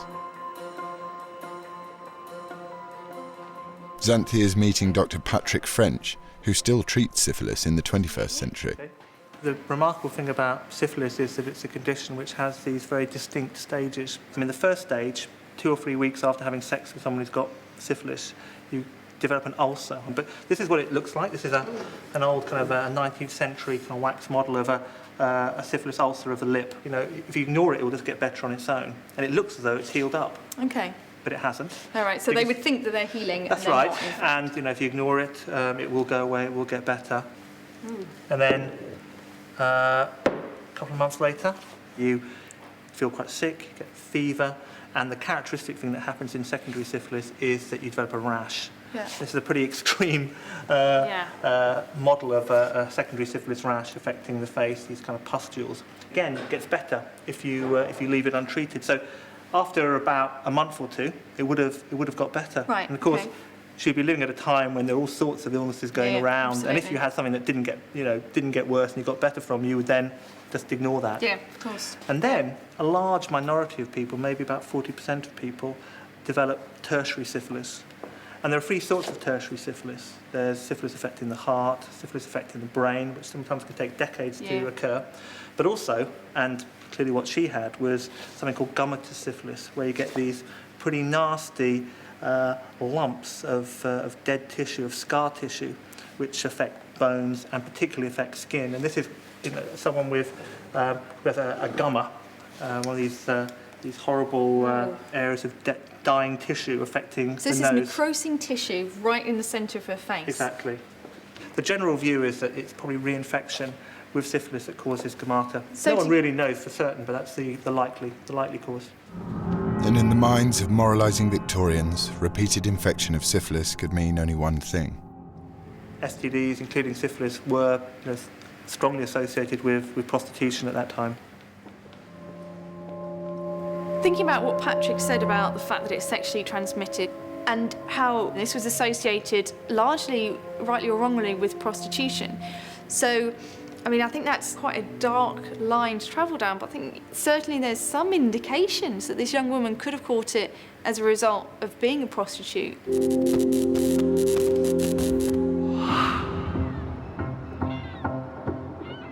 Now the team has more information about how the disease would have affected the woman's face, Caroline can start adding the scarring to facial reconstruction.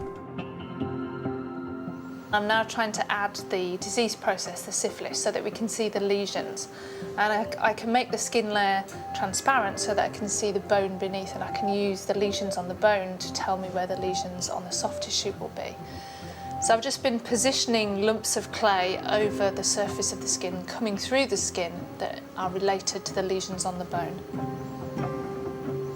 And then we can go in and, once we've got the position correct, we can alter the details so that we can see more of these type of lesions and more of the destruction of the soft tissues.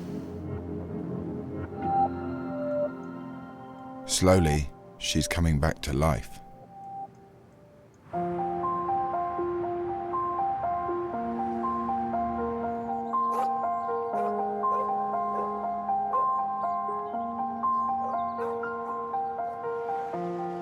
The pomp and prosperity of the Victorian era masked a dark side of poverty and prostitution.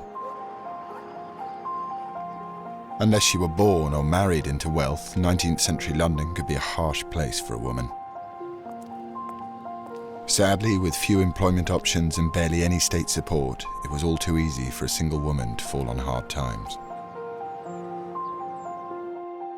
Many found themselves trying to gain entry to the refuge of the destitute. Founded in 1806, it was a charitable alternative to prison for petty criminals who the authorities thought could still be reformed. Xanthi has come to the Hackney Archives in London. She's here to look at the details of people who applied for entry into the refuge of the destitute. The entries reveal just how many young women turned to prostitution. It's number 68, narrative of Mary Harris, 18 years of age, of Bath. Her father and mother died when she was very young. About 3 months since, she was enticed from the service of a Mr. Levy, Westcott Street, Bath, by a gentleman's footman and brought to London. He forsook her a week after the trial in town, and as she has been a prostitute in the house to which he brought her till about a week ago. I read the petition of Sarah Wade, 18 years of age, of St Saviour's Parish, Borough. Before she became a prostitute, she lived a servant with a Mrs. Beaumont, a foreign lady, upon whose leaving England the petitioner was left destitute, when she was seduced by some young women who persuaded her that she might earn more money by prostitution. On account of disagreement, she left her father and has since been a prostitute. All of these women, even though they're only young, they're only 17, 18 years of age, are really at the stage of desperation where they need somebody to help them. I mean, this is, their last hope. But if that last hope of refuge failed them, then prostitution was often the only option. It's very plausible the Crossbones Woman too survived by these means. Xanthi has discovered that the burial ground where her body was found had a long association with the profession.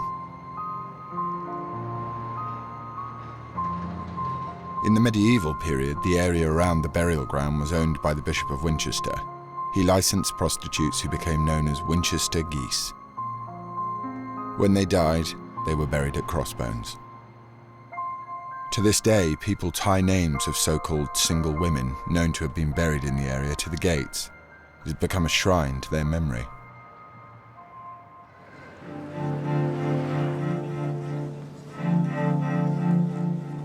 By the 19th century, prostitution was a major industry in Victorian Britain, bringing in over £20 million a year. London was known as the whore shop of the world. It's been estimated that a fifth of the female population of London were involved in the profession. Although disapproved of by some, prostitution was not illegal. Xanthi is meeting historian Hallie Rubenhold to find out what life was like for the Victorian prostitute.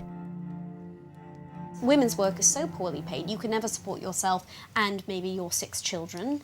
And so you find yourself in a situation where you quite literally have to exchange sexual favours for food in many cases. And that's what a lot of these women were forced into. Prostitution was rife, and especially in the slums. And Borough actually was one of the worst slums in all of London. What dangers would have been involved for her? She was doing this on a daily basis. Well, obviously there were tremendous dangers involved in a life of prostitution. Disease being the foremost among them. People didn't use prophylactics in the same way that we would use them today, and those that they did use, the condoms, tended to be reusable and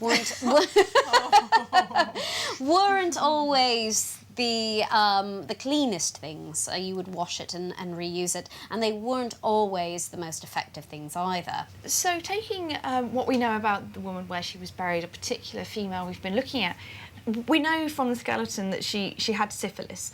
Was that a common problem for prostitutes? It most certainly was, and actually the lowest prostitutes were generally those who had contracted syphilis and they were on the way out. So she would have been in that very possibly lowest class of prostitutes. Yes, it's where prostitute meets beggar, basically. So really destitute, and these are the people who generally were found dead the next morning in the alleyways, having frozen or starved or died of whatever illness they were suffering from.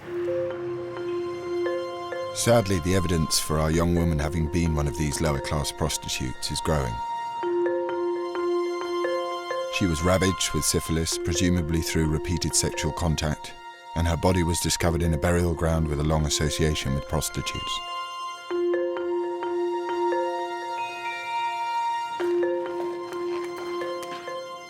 But what can the woman herself tell the team? Sue is putting the skeleton through a very 21st century examination to see inside the bones.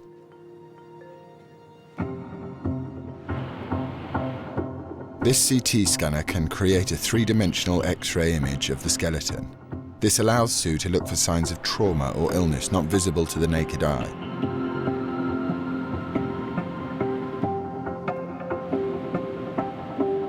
And the data has revealed some information that will take the investigation in a new and horrifying direction. We'd felt that by looking at everything that we could find on the skeleton, she was probably into her 20s. The X-rays tell us something very, very different. If you can see, there's a very well-defined line passes across there, and there's another one that passes across there. And that tells us that that growth, that fusion that's happened there, wasn't that long ago. So I think in terms of putting her into her 20s, I'm afraid we were making her a little bit older than she probably was. I think it's more likely that she was a late teenager, so that she may have been 17, 18, perhaps even 19 years of age. So in some ways it's really even sadder that what we're looking at is a teenager racked with the amount of disease that we could see apparent on her skeleton. And she's actually a whole lot younger than we thought.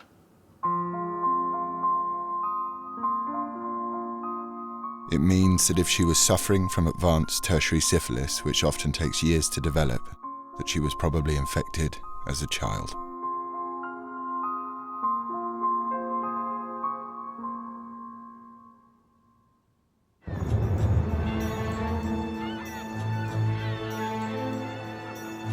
Sue calls the team back to the evidence board to discuss the disturbing discovery that this isn't the body of a woman in her 20s. We didn't expect to see anything terribly interesting in the CT scans. We thought we might pick up some Harris lines and other things.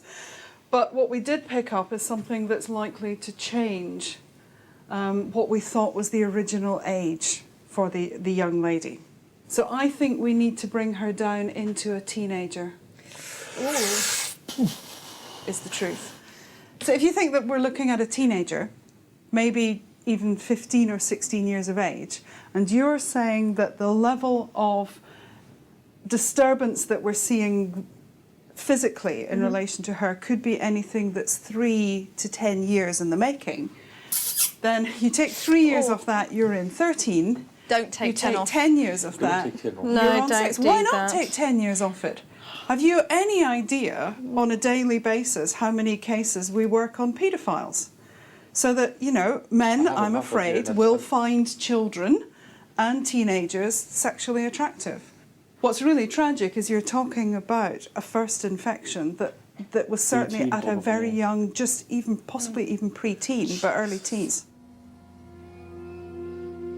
With the age of consent at 13 years old, girls were sexualised at a young age in Victorian Britain. It was also wrongly believed that sleeping with a virgin could cure a man of syphilis. In the absence of medical knowledge about syphilis, quackery and superstition often took hold. So for the Victorians, the syphilis that seemed to go away and then came back and seemed to go away and came back must have been a really difficult thing to try to manage. When you have this lack of knowledge and lack of understanding of why something occurs, how it progresses, how to stop it, you are in many ways open to the quacks. There will be an entire raft of treatments that will have no effect whatsoever, and there will be those that just become myth. For people who can't even afford those remedies, what else could I try that might try to save me? It's a desperation element. But if you're desperate, you'll try almost anything.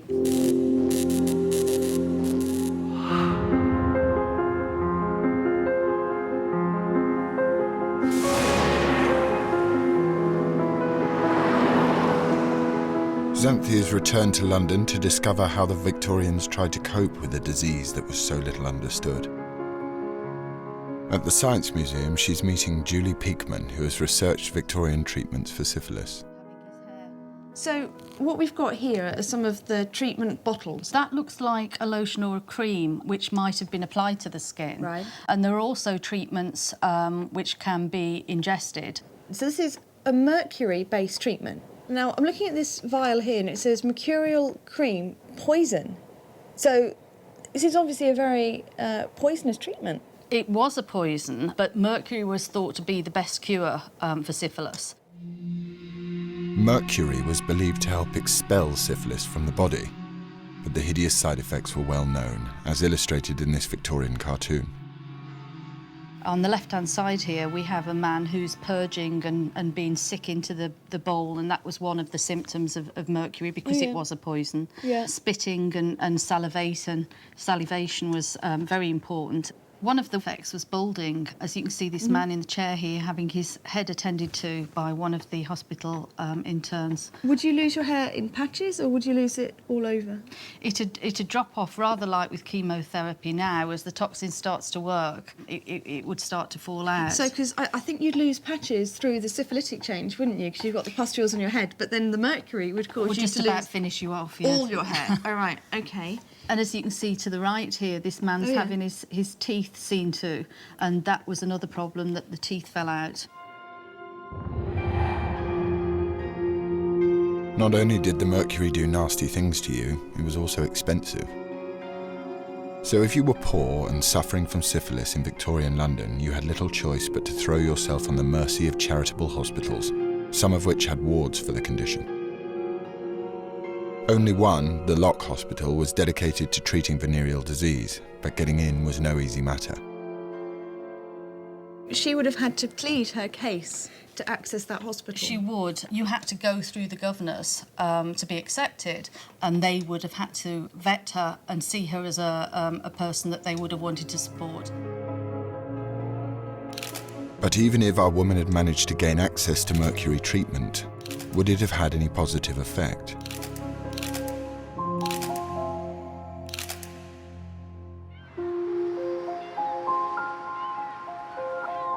Xanthi is meeting chemical engineer Hal Sosabowski to recreate a Victorian mercury treatment.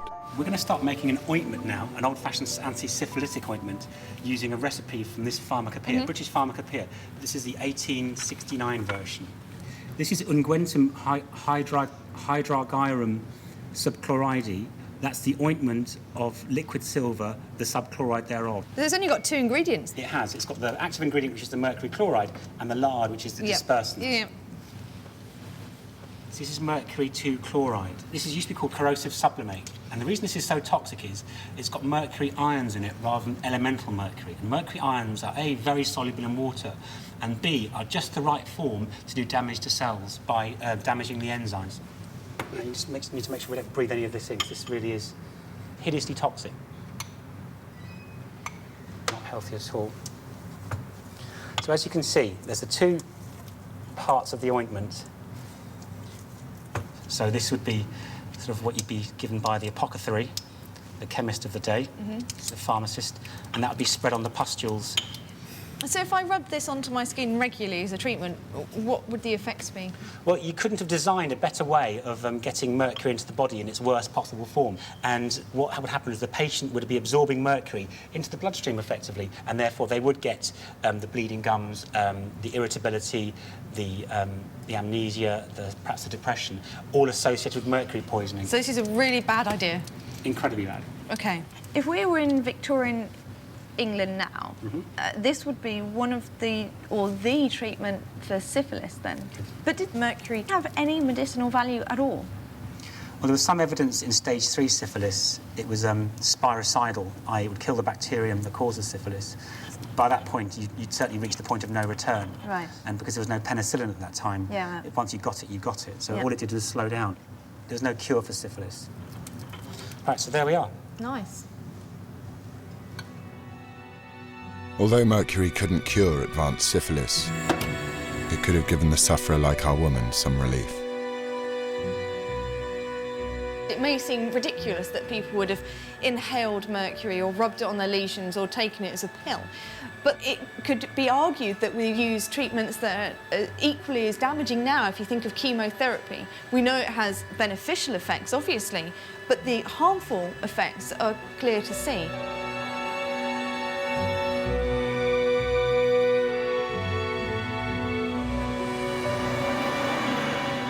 But this has highlighted another unknown aspect to this case.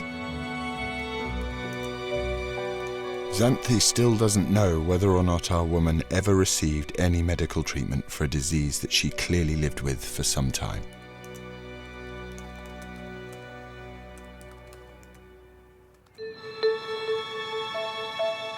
Archaeologist Fiona Tucker might have the answer.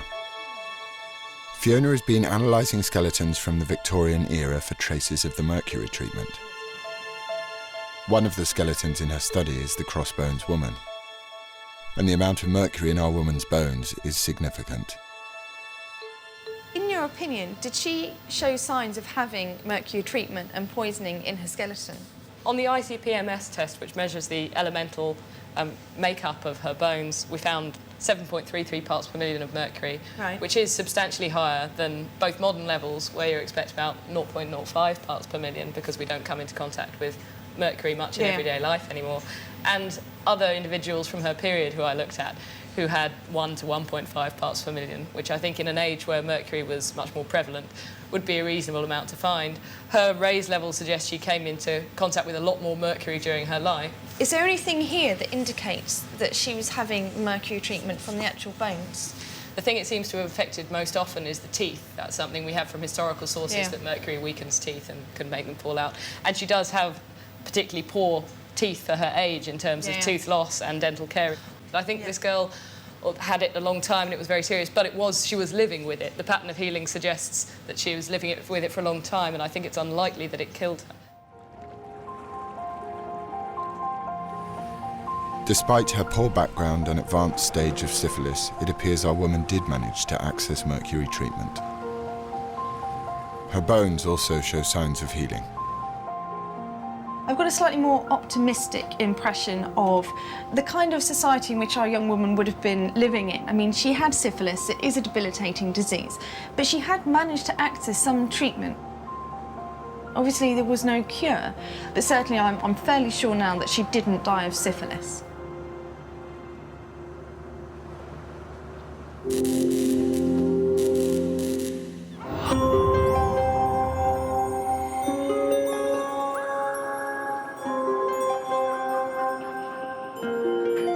Even if the syphilis did not kill her, it was still disfiguring. Back in Dundee, Caroline is almost ready to reveal the woman's face. What we have now is the surface shape of the lesions as well as her face shape. What we need to do now is to take those lesions and add texture to them so that some of them will become transparent, so they'll be fluid-filled. Some of them will be more hard and scar-like, and that's where the texture comes in. It gives it a more realistic surface. So she's going to look less like her face is made of porridge, which is what it looks like now, and more like she's got syphilitic lesions. Well, we can take this reconstruction that we have with the syphilis and we can try and depict her as she would have looked without this severe disease. Part of it will involve some degree of estimation because some of her nasal bones have been disrupted through the disease process. So we'll have to estimate the nose, but we should be able to get enough of a likeness of her as she would have looked without the syphilis, which would be nice to see as well, especially as she had this mercury treatment.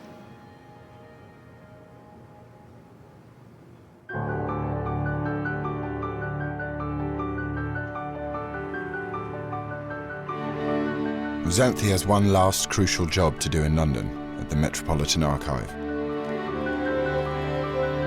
For the last few weeks, Dr. David Green has been going through 19th century records for the area around Crossbones Cemetery.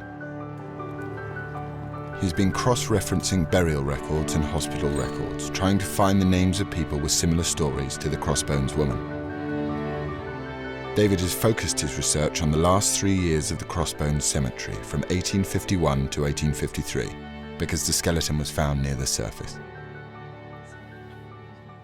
If we go to the burial registers, we've done it for about 3 years or so, we can narrow it down because that age group was quite rare for someone of that age group to die. Oh, really? So, yeah, I mean, you either died young or you died old, but actually in the middle there's relatively few people.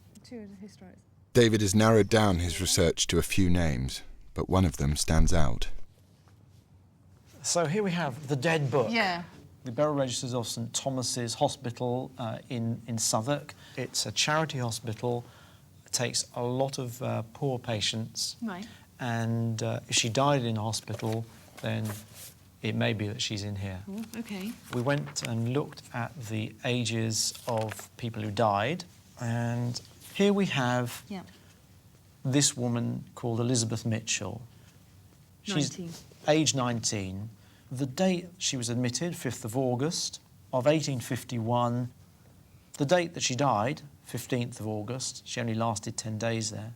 This woman, there's something about her, because she comes from, or she's in the hospital in Magdalen Ward.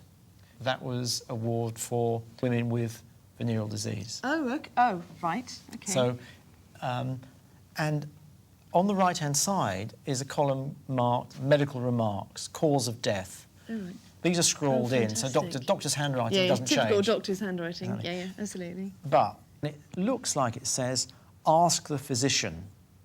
Came in for discharge and sores, died under physician's care, and it looks like that then says, with pneumonia. Elizabeth Mitchell fits the profile of the skeleton. Aged 19, she came to St Thomas's syphilis ward for treatment of sores and discharge, but died on the 15th of August 1851 of pneumonia. Next, David looks at the burial records of the parish of St Saviour's, where the Crossbones Cemetery was located. Well, here we are in August of 1851. We know that she died in August 1851, and there she is. Yeah, number 2090, St Thomas's, as you said. 22nd of August 1851, 19 years. Is that Mr Day is the minister? Mr Day, the minister, buried her. So she went from the hospital and was buried by the parish. Her abode was St Thomas's Hospital, so they didn't know where she lived. Oh, right, OK. I don't know why, but for some reason, I kind of got a feeling about this woman. I think she's a possibility. Oh, that's quite exciting. That's exciting. Not for her, but for us. Yeah, fair enough. Yeah, historically, it's quite exciting. Historically, exactly.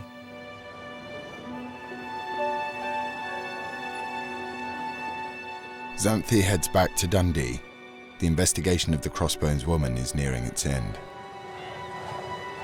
When it began, all the team had was an unknown skeleton from a burial ground in Borough.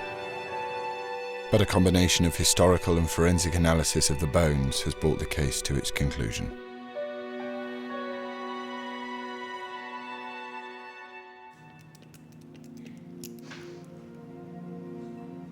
The team gather for the last time at the evidence board. Caroline is ready to reveal the face of the woman. But first, Xanthi reveals the name and profile she discovered. So the name that came up was Elizabeth Mitchell, and she was 19. So kind of at the top end. At the top end of what?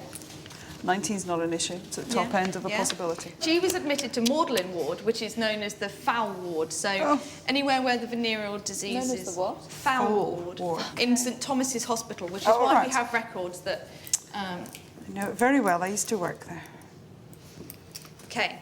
In the records from the hospital, it says she died of pneumonia on the 15th of August, 1851. Yeah. So Okay, a that secondary. makes sense. Yeah. Oh, that makes perfect sense. Yeah. The records show that she was later buried in the parish of St Saviour's, which is where the Crossbones graveyard is. Okay. Got some documentary evidence of somebody like this girl who may have had similar treatment in this period of time in this area. Which is quite nice. So you obviously will never know, but this does fit with her. She is in the right ward, she's the right kind of age.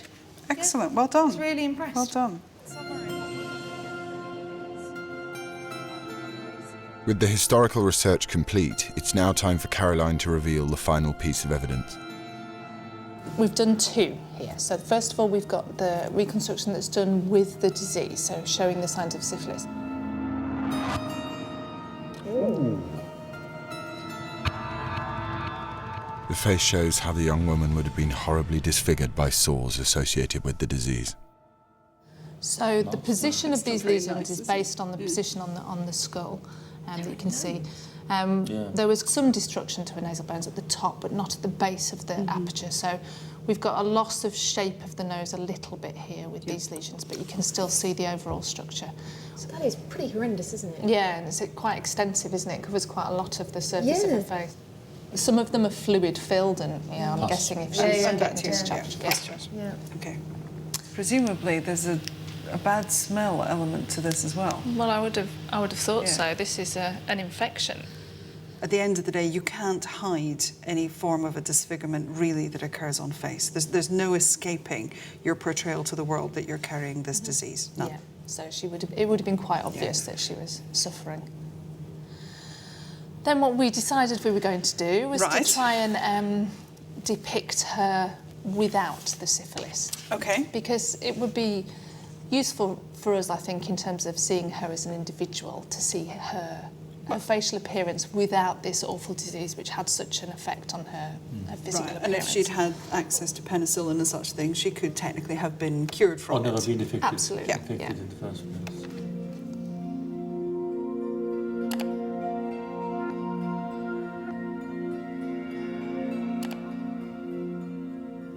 We had to obviously estimate some areas. So the nose, for example, because we've lost some of the nasal bones, is an estimation. But certainly her facial proportions will be accurate, and the details of the mouth is the same as with the pretty face. I know you don't seem to think so. Yeah, I think she's quite pretty. I think that's quite a Do pretty you? face. See, I was a little bit disappointed by her. Oh, it's good male perspective. Sort of, I think the kind of would probably be sort of homely. Yeah. Homely. Excellent. Yeah, I think that's really good. Yeah. So it might be Elizabeth Mitchell. You never It know. could be. Age 19. Maybe what she looked like. So I think if we bring this one to a close, because I think we are as far as we can go, the summary on this seems to be that we have a teenage female, probably working as a prostitute, certainly suffering from sexually transmitted syphilis, who did receive treatment for it because we know that there's mercury within her bone. We suspect that she may have ended up, like many would have done, in a poor hospital, receiving some treatment, and like so many, she may have succumbed to a secondary condition, presumably as a result of her own decreased immune system. Pneumonia would be a very common one, and as a result, she's buried effectively in a pauper's grave. That's very sad, really, isn't it? I have to say. It is. We kind of knew this was never going to be a happy tale. Well, no, it was, from the outset. But I think this has gone as far as it can, and I think it's produced an amazing amount of information, really, that we hadn't anticipated. Yeah. And so I think it's a job well done. Who would have thought we got to a name? Yeah, absolutely. Sue and the team have been on an extraordinary journey to piece together the identity of a girl who died more than 150 years ago. I think the first impression that we had of the Crossbones lady was just how small she was. And we had no understanding of the enormity and the strength of the story that was going to eventually materialise from this investigation. Being able to go back in history and using science as the tool to take you back in that history, and still working at the lowest, almost the lowest level of the sector of society, to still come out with a possible name. That's astounding. That really is astounding. That's not something we could ever have predicted as a possibility. Elizabeth Mitchell was one of thousands of people buried around Crossbones. In its time, it was a pauper's burial ground, but now it's become a shrine. One night a month, a group of volunteers assemble to remember and pay tribute to the dead. We gather here to remember the outcast dead, the paupers and the prostitutes who were buried here. People like the woman discovered at Crossbones led a life cursed by poverty and disease. And her story would have stayed buried forever if it weren't for the efforts of the cold case team willing to dig up the truth and disinter history along with the bones.